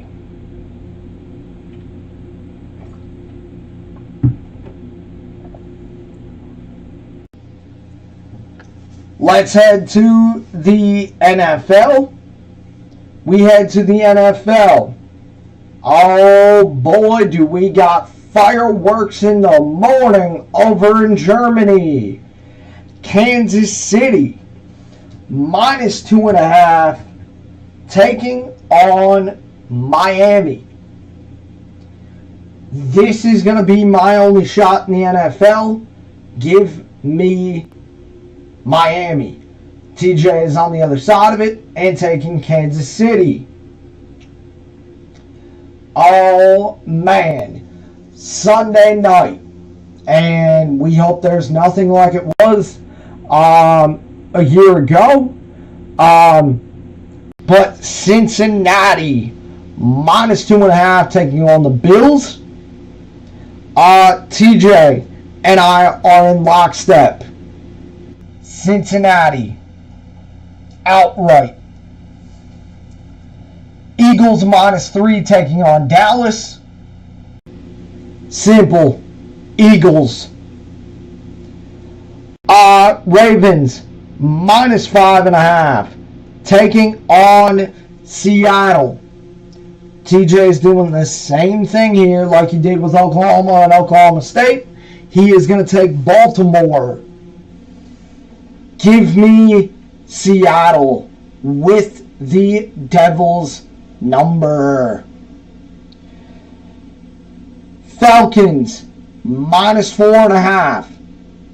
Taking on the Vikings. Vikings acquiring Josh Dobbs. Vikings acquiring Josh Dobbs. And Falcons starting Taylor Heineke. For me, give me the Dirty Birds. The Falcons. TJ is going to roll with the Vikings here. And then we get to Washington +3 taking on the Patriots. TJ and I are in lockstep here. Washington. Alright, let's get to the props. We start out with game 1 and the total. Over under 50.5. For Kansas City, Miami. Kansas City has not looked like the Kansas City that we have grown accustomed to. Miami has been putting up points. They've been struggling as of late. But TJ and I are both going to take the over here. Burrow, over under 270.5 passing yards. TJ and I are in lockstep here. Over. Geno Smith, over under 37.5 rushing yards. TJ is going to take the over. I am going to take the under. Lamar, over under 230.5 passing yards. Give me the over, give me the under on Lamar, and TJ will take the over. And then finally, over under 8.5 passing touchdowns for Caleb Williams and Michael Penix. USC Washington. TJ is taking the over, and so am I. Those are your selections.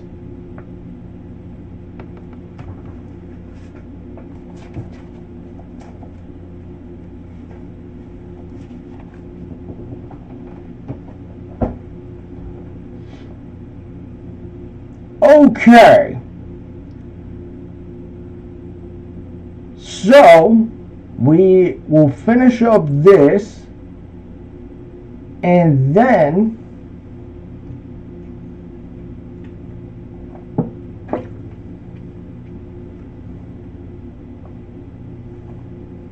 we are going to get the silo placed down along with a couple other things. Let's hop over to the Pistons. And as I told you, this is where TJ and I differ a little bit. TJ is a NBA guy. I am not.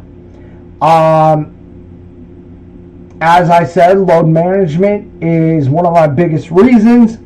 I think it's a joke. The point is that are you trusting Monty Williams, or is this a screw up on the fact of that Jaden Ivey is being punished? TJ and I differ a little bit here. TJ thinks it's the Devin Booker treatment. I don't. I think it's a screw up. And I think a lot of people would agree with me on this as to why the F is Killian still here? Why is Killian getting starter minutes?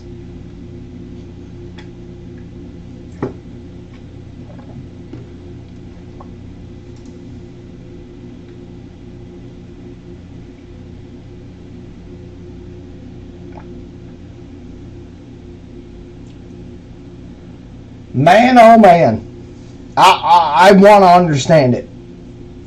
For me, yeah, I do think this is a screw up. And I got to be honest with you.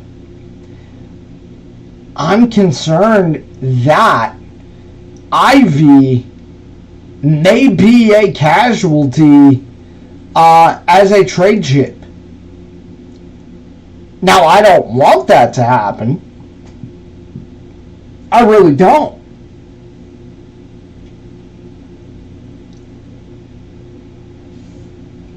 But yeah, I'd like to have the Ivy conversation.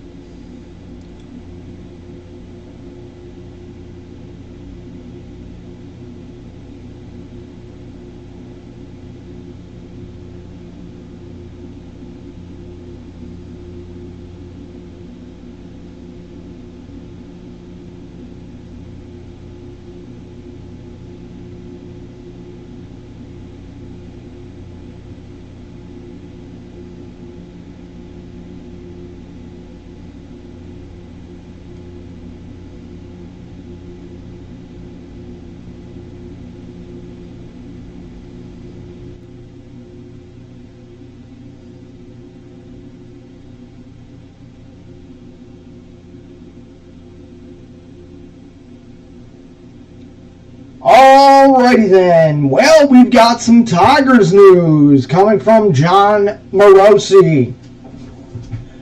Well, this has been a good one because we've got a lot going on here. Alright, sources. The Tigers and Eduardo Rodriguez's agent remained in discussions Friday about potentially restructuring his contract. Rodriguez has a Saturday deadline to exercise his opt-out clause. Interesting.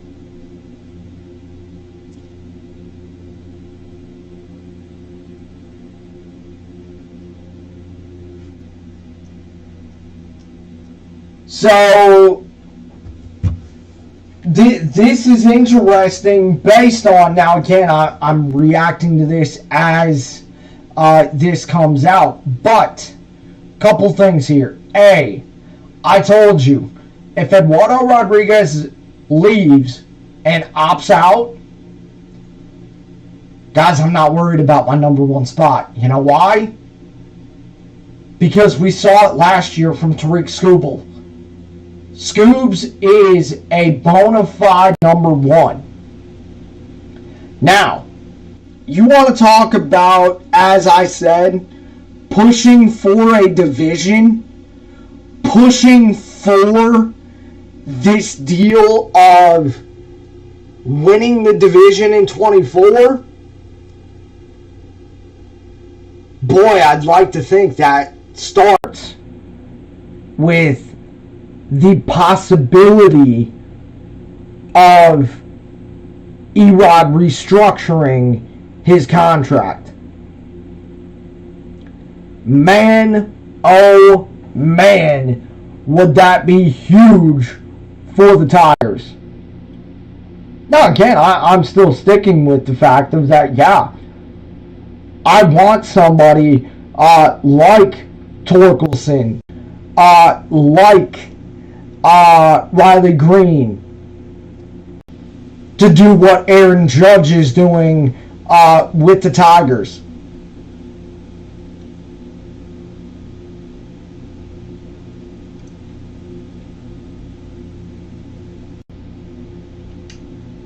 Alright, so that can sit there. Let's check and see if we need to save. We'll catch you guys on the other side.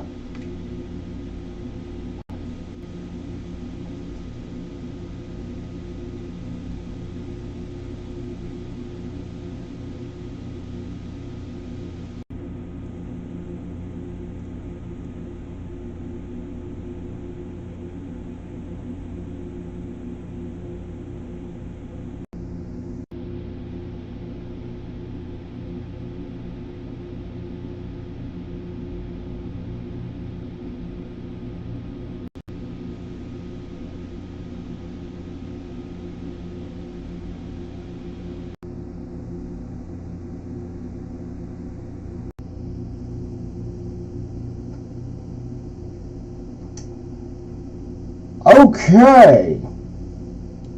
So let's hop up on the trailer here and let's see. Anything on the used market we can grab? No. Okay. So let's go construction. And let's start by taking care of this old fence here. So we need to go demolish.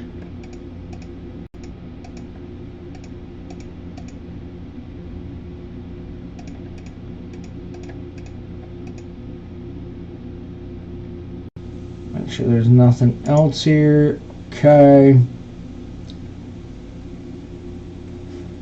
So let's go big picture here. Ready to roll. Okay. Let's get to silos. And I don't want to do bins because we've already done those. We have those on a couple other playthroughs. Let's do this.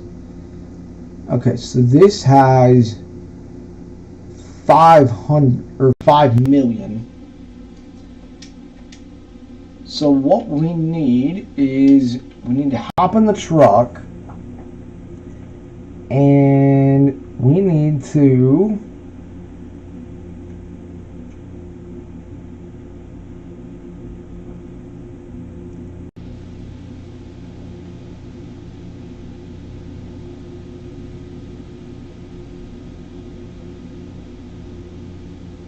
go ahead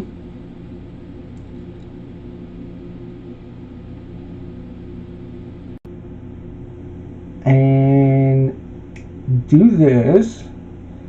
And so let's get dev on. And usually I would just cut. There we go. Okay. So usually I would just cut the tree down, but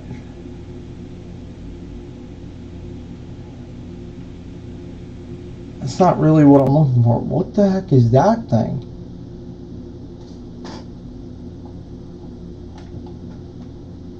Alright, well, we found a collectible, so that's cool. So I think what we need to get rid of is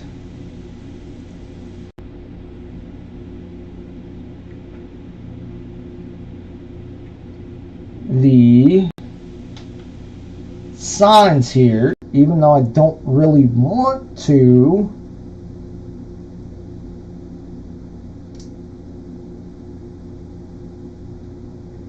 I can't do that.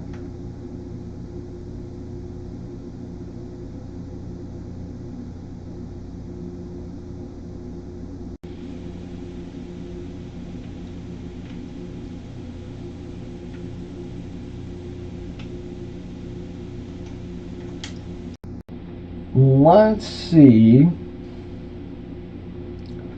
if silent. Okay. No, we're still hitting an object here. Okay, so let's do this.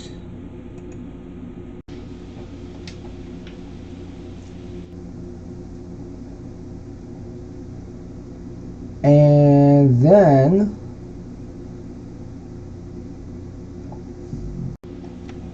we can go in and we can delete the trees a little bit later.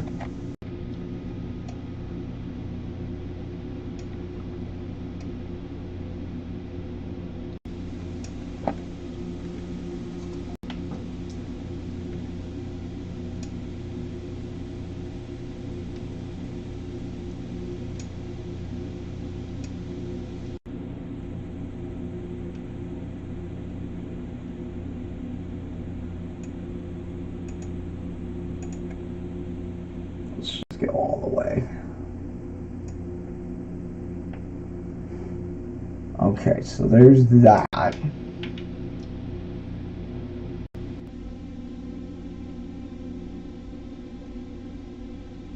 So I guess the problem is what is hitting this? Ah, I see. Okay. So we will delete that. And then let's also delete that.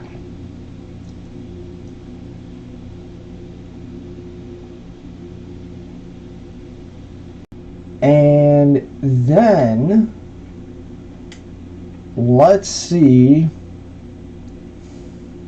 if at all possible we can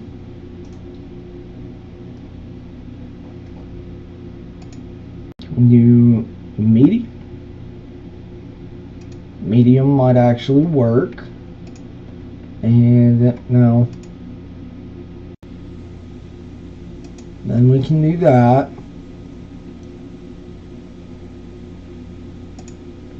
Then, okay, never mind. We need to go back to small. So there's that. There's that. Nice. Very nice. Alright, so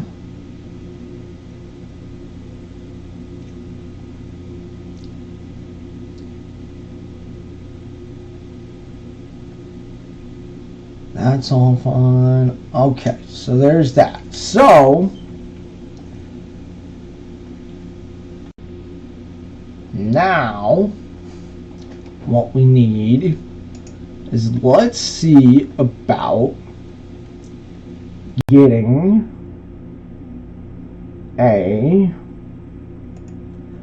let's put the small one down first, and then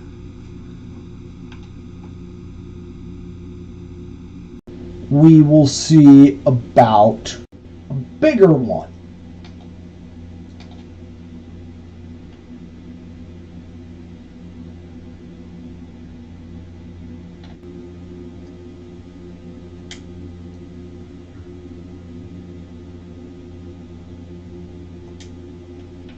Okay, so there's that.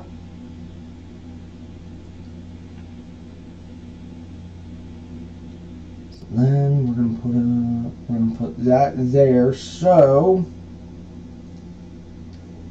let's come down here, and we're gonna use one of these. I have been dying to use this damn shed, and I cannot wait to use this damn thing.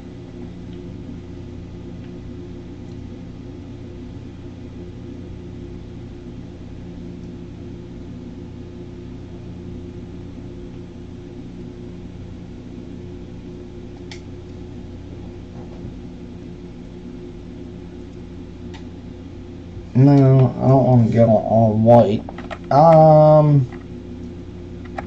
Tan's kind of cool. Brown's kind of cool. Don't like that.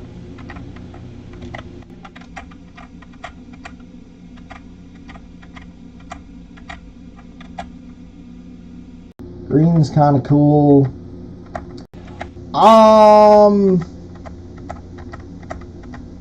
Do we not have... Ah, we do. Okay. Nice. Okay, so there's that. So we'll place that down.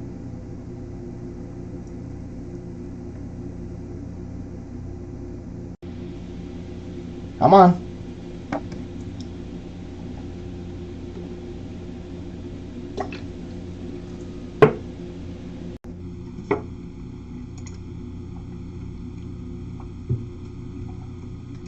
Ah, yes. Thank you, TJ. TJ put in the new ones. One that, in fact, the one that he's using on, what you call it?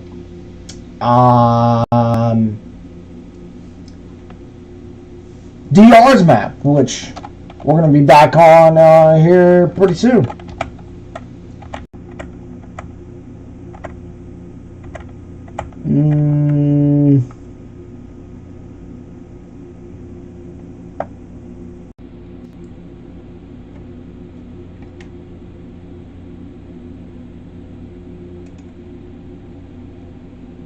Nice. Okay. So there's that. Now we need to go back to buildings.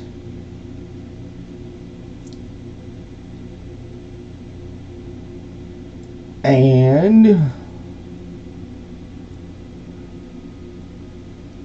I do want to use one of these.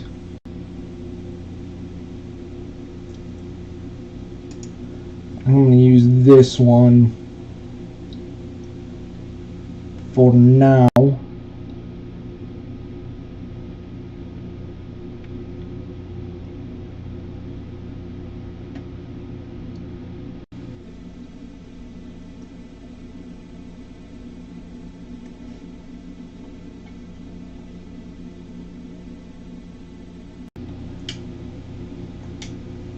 There's that.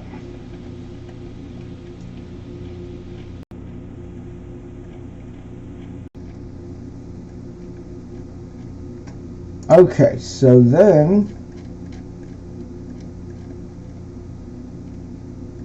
what we need is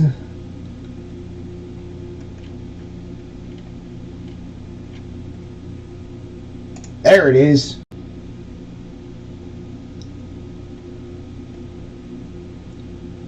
Can I put this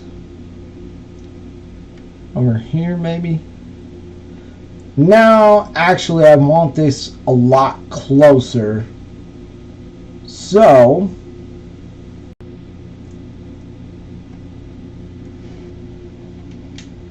because I want this set up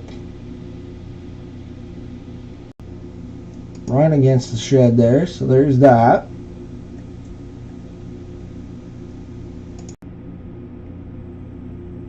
Oh, those are liquids. Okay, cool. I know we're gonna need a fuel tank at some point. Not really worried about that right now. Don't need any of that. Not worried about that. What about productions? Anything there? Oh, that's the strawberry stuff. Not worried about that because we're going to use that in a different playthrough. What about this stuff? Any of this?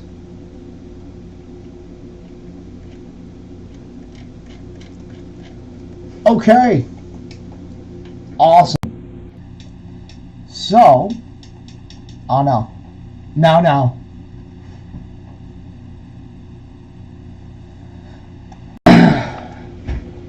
Come on.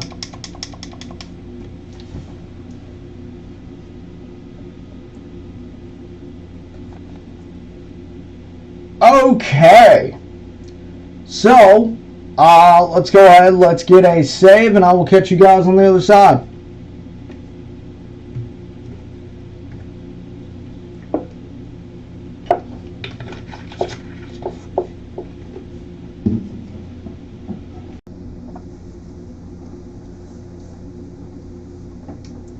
Okay, so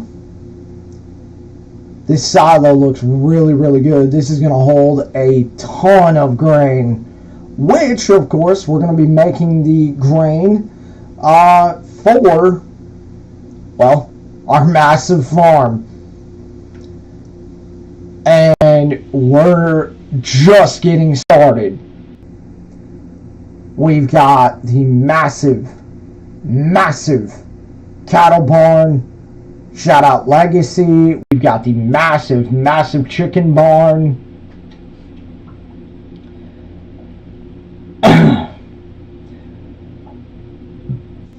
We have got the mega shed seed and fertilizer silo, and then the smaller one, I'm sure we're going to have to add another shed at some point. So let's hop back in and let's go ahead and let's do this for the time being.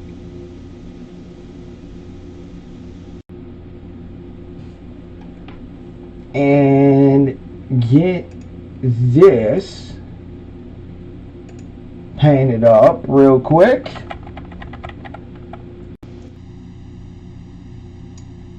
Oh, I don't like that. Huh? Alrighty then. Not big on that, but okay. I can do that.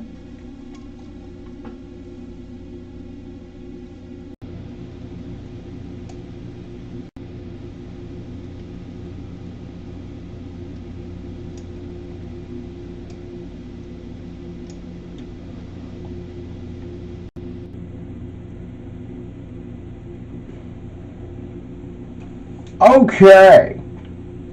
Looking good, looking good.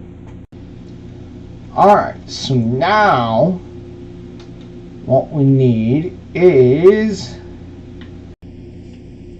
we need a couple of things here.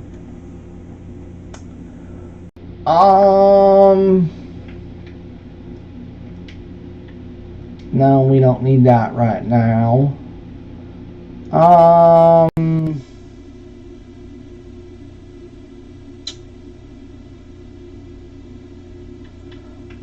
Let's grab the big mower for hay because we're gonna need this.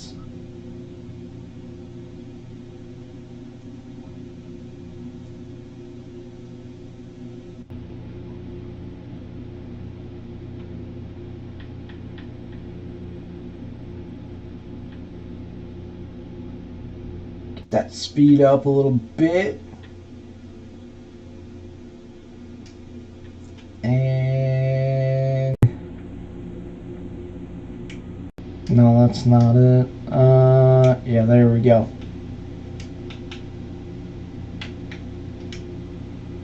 Get it, deer. All right, there's that.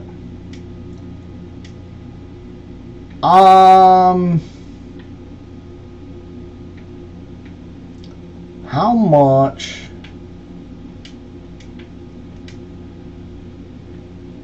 and it's 375, okay.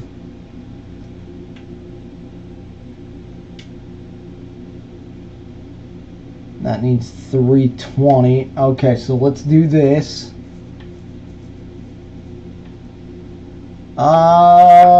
Yeah, that'll be fine. Let's do that.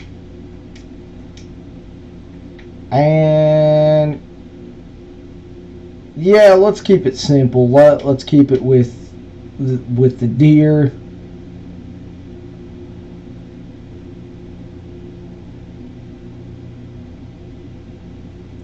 Go with my favorite tractor with a 9RX.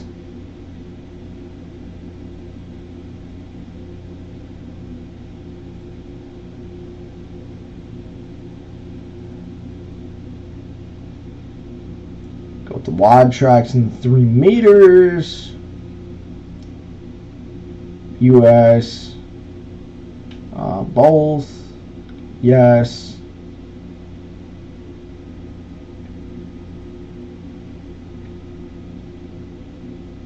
Ultimate. Might as well. There's that. There's that. Need to get a front weight on there. Make sure that's good. Make sure that's good. Alright. Alright, well. 868. Ooh, boy.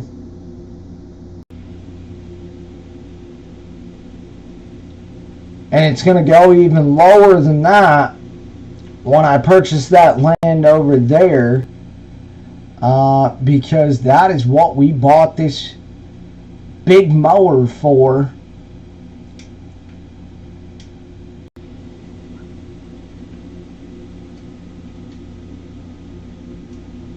And this big mower is going to be our key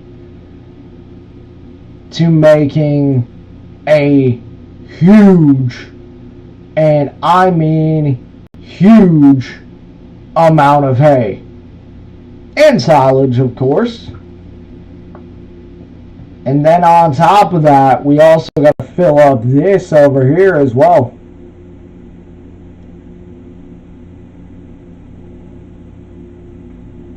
So we will set that right there for the time being. So let's hop in the 9RX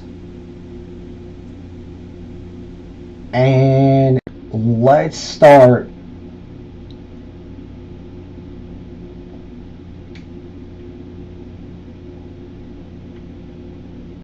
with getting this bad boy going and ripping up this ground.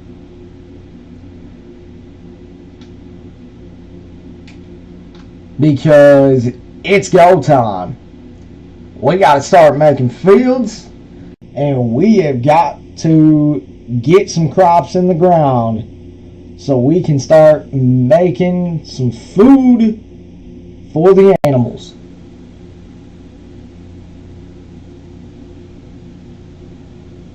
So we are going to start way down here.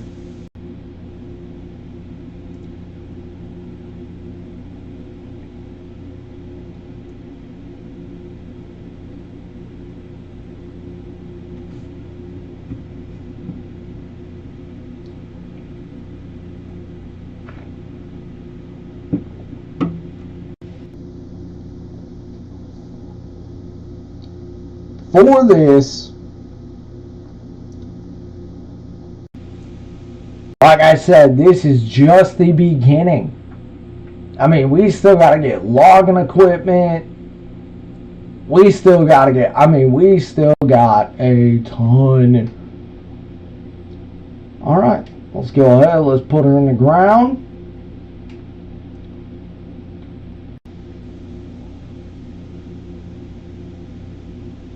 And let's start tearing this thing up.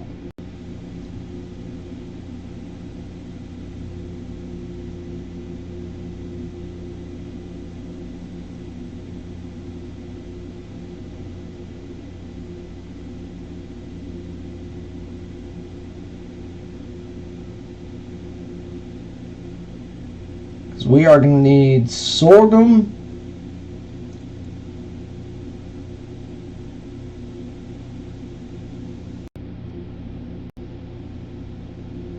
and a whole lot more.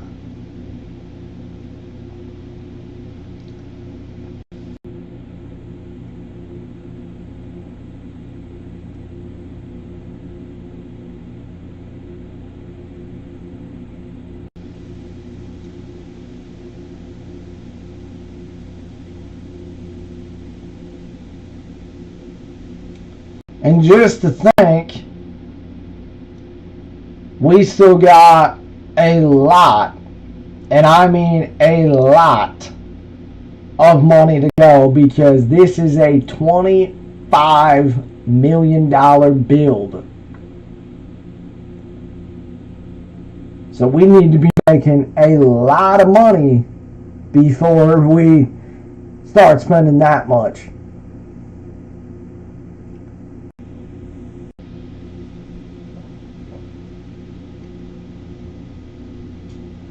So I think what we're going to do is, I mean, we got a long way to go.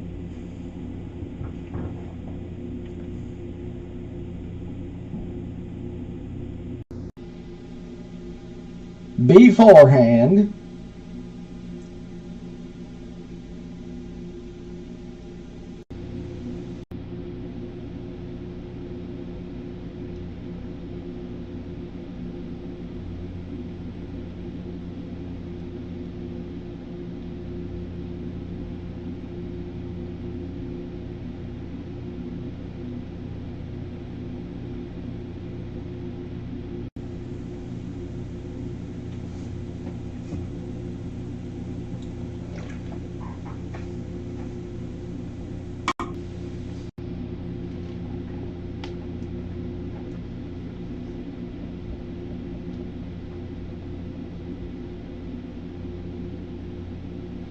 By the way, so we've got a couple of things here. Delta South Modding and Mapping has a brand new map that is on the way out. It is Oran, Missouri. Cannot wait for that map. Man, oh man, is it going to be sick. We now have the addition of row crop, which is going to be super sick as well. Then on top of that, we've also got the other DR map, which I can't think of the name of it at this very moment. I do apologize, a little bit of a brain fart. I do believe TJ and I are going to talk about it on Monday. I think that is where we're going to be on Monday. And then we will be back on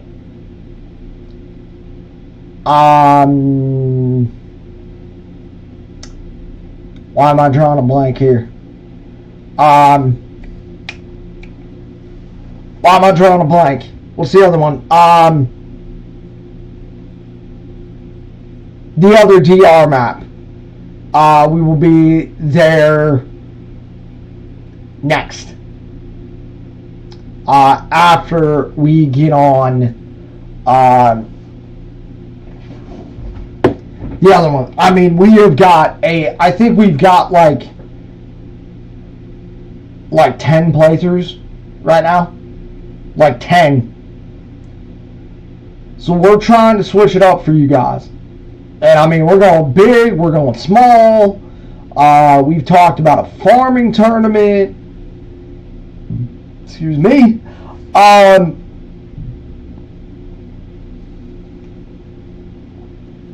A whole lot of stuff. Now again, that's not set in stone for Monday, but I do think that's where we're going to be at. I do need to pull up the mini map here and see where we are at for that.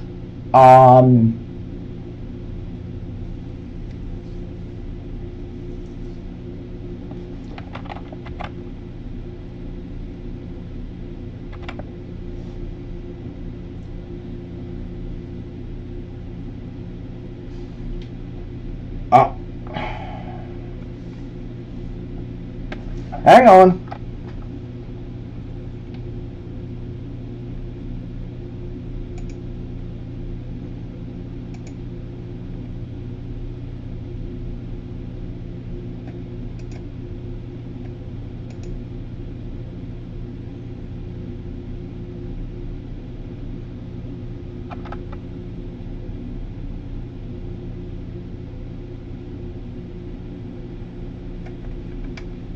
Hello.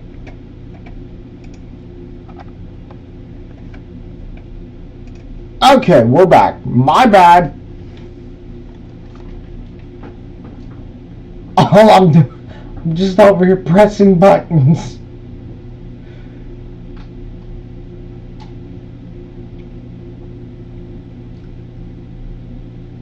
Alright, so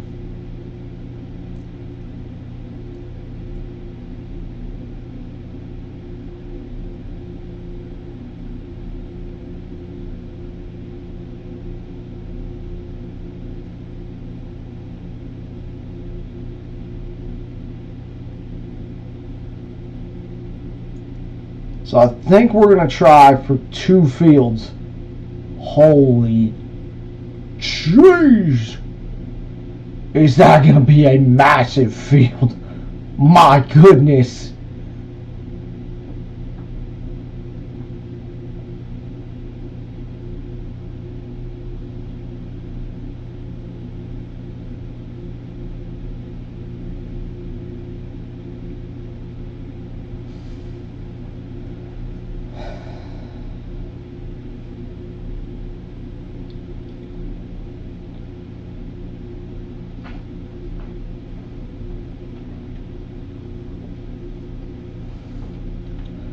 Alrighty.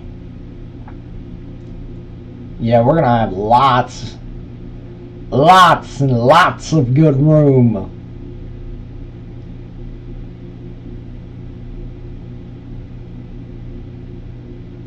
But yeah, I mean, Delta has a lot of good maps on the way. So look, our gameplays are just gonna be increasing. I know we need to get back to Humboldt at some point. I know that's in the game log as well. I know we're going to try and set up that farming tournament. I know we're going to be creating a server specifically for TJ, myself, and my nephew, because my nephew wants to hop on here with us. Which again, I'm not against. It's just I'm cautious with a lot of things. So, this coming from Diesel Division Customs. A lot of their trucks that we use, in fact, the Ford that we use in this playthrough on Western Wilds, is from DDC. So if you guys have not checked them out yet, make sure you guys go check them out, man. Some of the best trucks in the game. The best, in quotations. First gen Cummins on FS is coming. New exclusive dynamic suspension, more realistic textures, and else. Stay tuned. Man, does that first gen look sick. I don't know about you guys, but I love me a first gen Cummins. So once it's released, we are going to be using it. But I mean, there's a lot of people that I support, man. So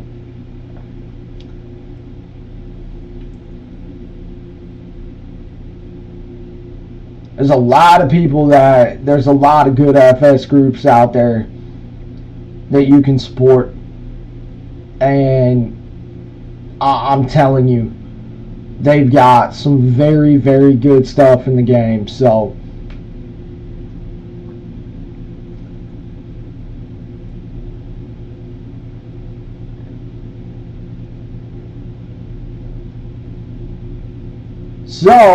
a lot of news tonight. Not a normal reaction to week 8 and the deadline. With obviously hopping on here, the breaking news, etc. Lots of good stuff there. So, with that said, guys, I think we're going to finish up and we're going to get this going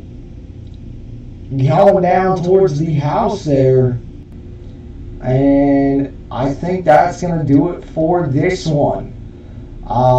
So we will be back on Monday, and then we will be back, or no, we won't be back on Monday actually, because I'm going to be busy that day. We will be back either Tuesday or Wednesday, and then we will be back on Friday, and we'll get into Week 10 versus the Chargers. I think that's going to be interesting point as far as the second half of the season goes.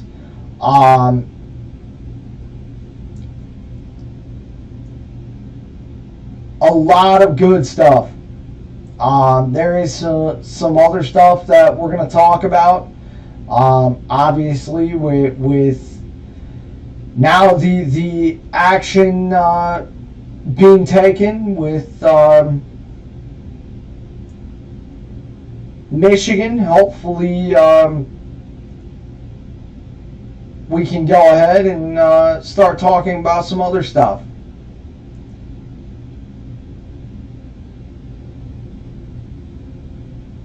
But yeah, these fields are going to be massive. And as I said, just to think as well, while we're at it, just remember, this is just only the start. We ain't even gotten into the fun stuff yet. So I don't know where we will be. I know the talk was we would be on one of DR's maps. But then again, we may be on something else. So I don't really know as far as that goes. But I know for a fact we are going to be grinding out some content here. Depending on how next week goes with news and stuff, because I still don't think the Michigan story is going to end now that we've had the news break. But what I will tell you is that if it is like this week, where there's just story after story after story breaking, we may switch it up, hop back on the phone for a couple videos, and then obviously during the end of the week we will end up doing our usual content of live stream, couple hours, farm, have a good time, we'll talk about the things, and then we'll go from there. And that's kind of where I'm at with it. So, sheesh.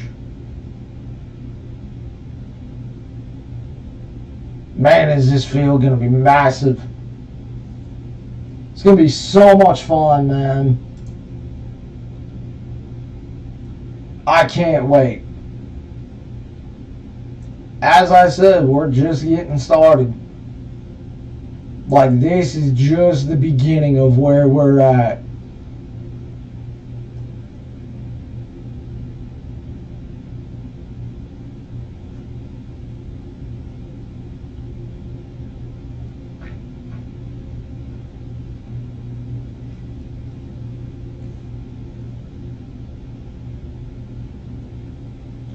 So, we are getting closer here. And man, oh man, is this going to be nice. I got to be honest with you, I'm kind of glad we didn't do one big field. To be quite honest with you.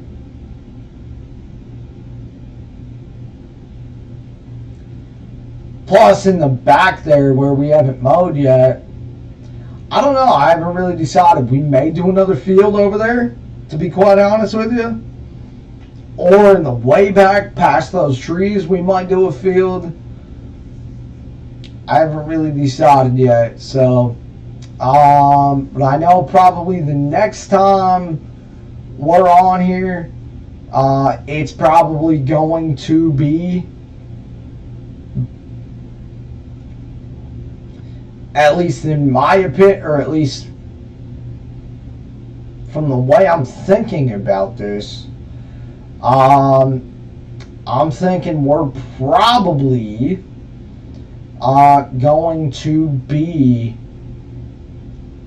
getting to mowing for hay, because what I would like to do is get the cattle feed made first before we start, buying and stuff like that. So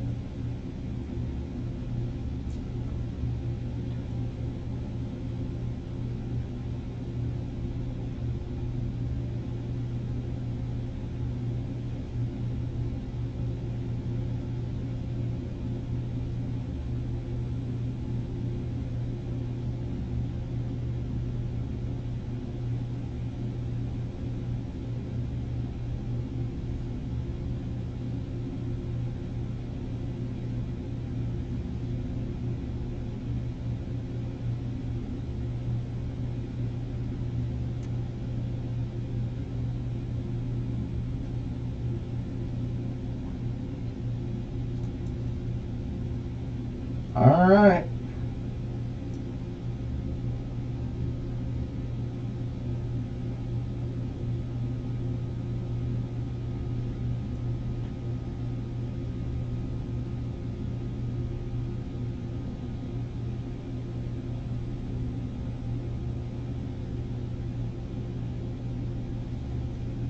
Last pass.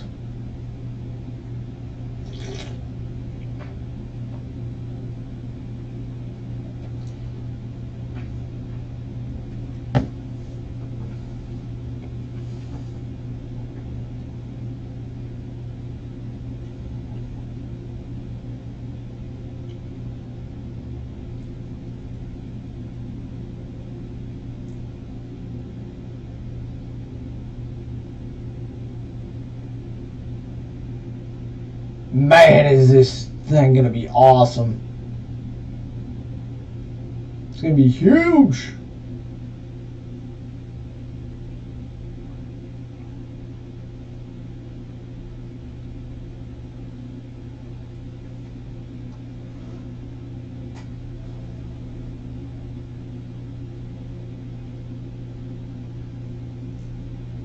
Yeah, I'm thinking like right here or on the other side of those trees over there, we might do another field. So we may have 3. We'll have to see.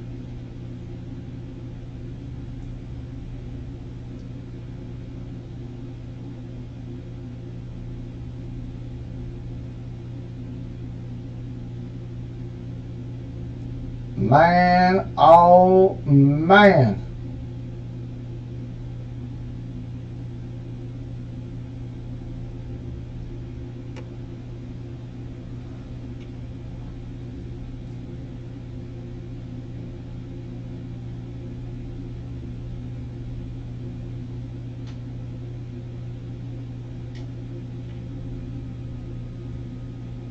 Ooh, goodness. That is going to be a big one. Alright, guys. Thank you guys for watching. Love y'all. Subscribe if you are new. You guys are the real MVPs. As always, catch you guys in the next one. Later.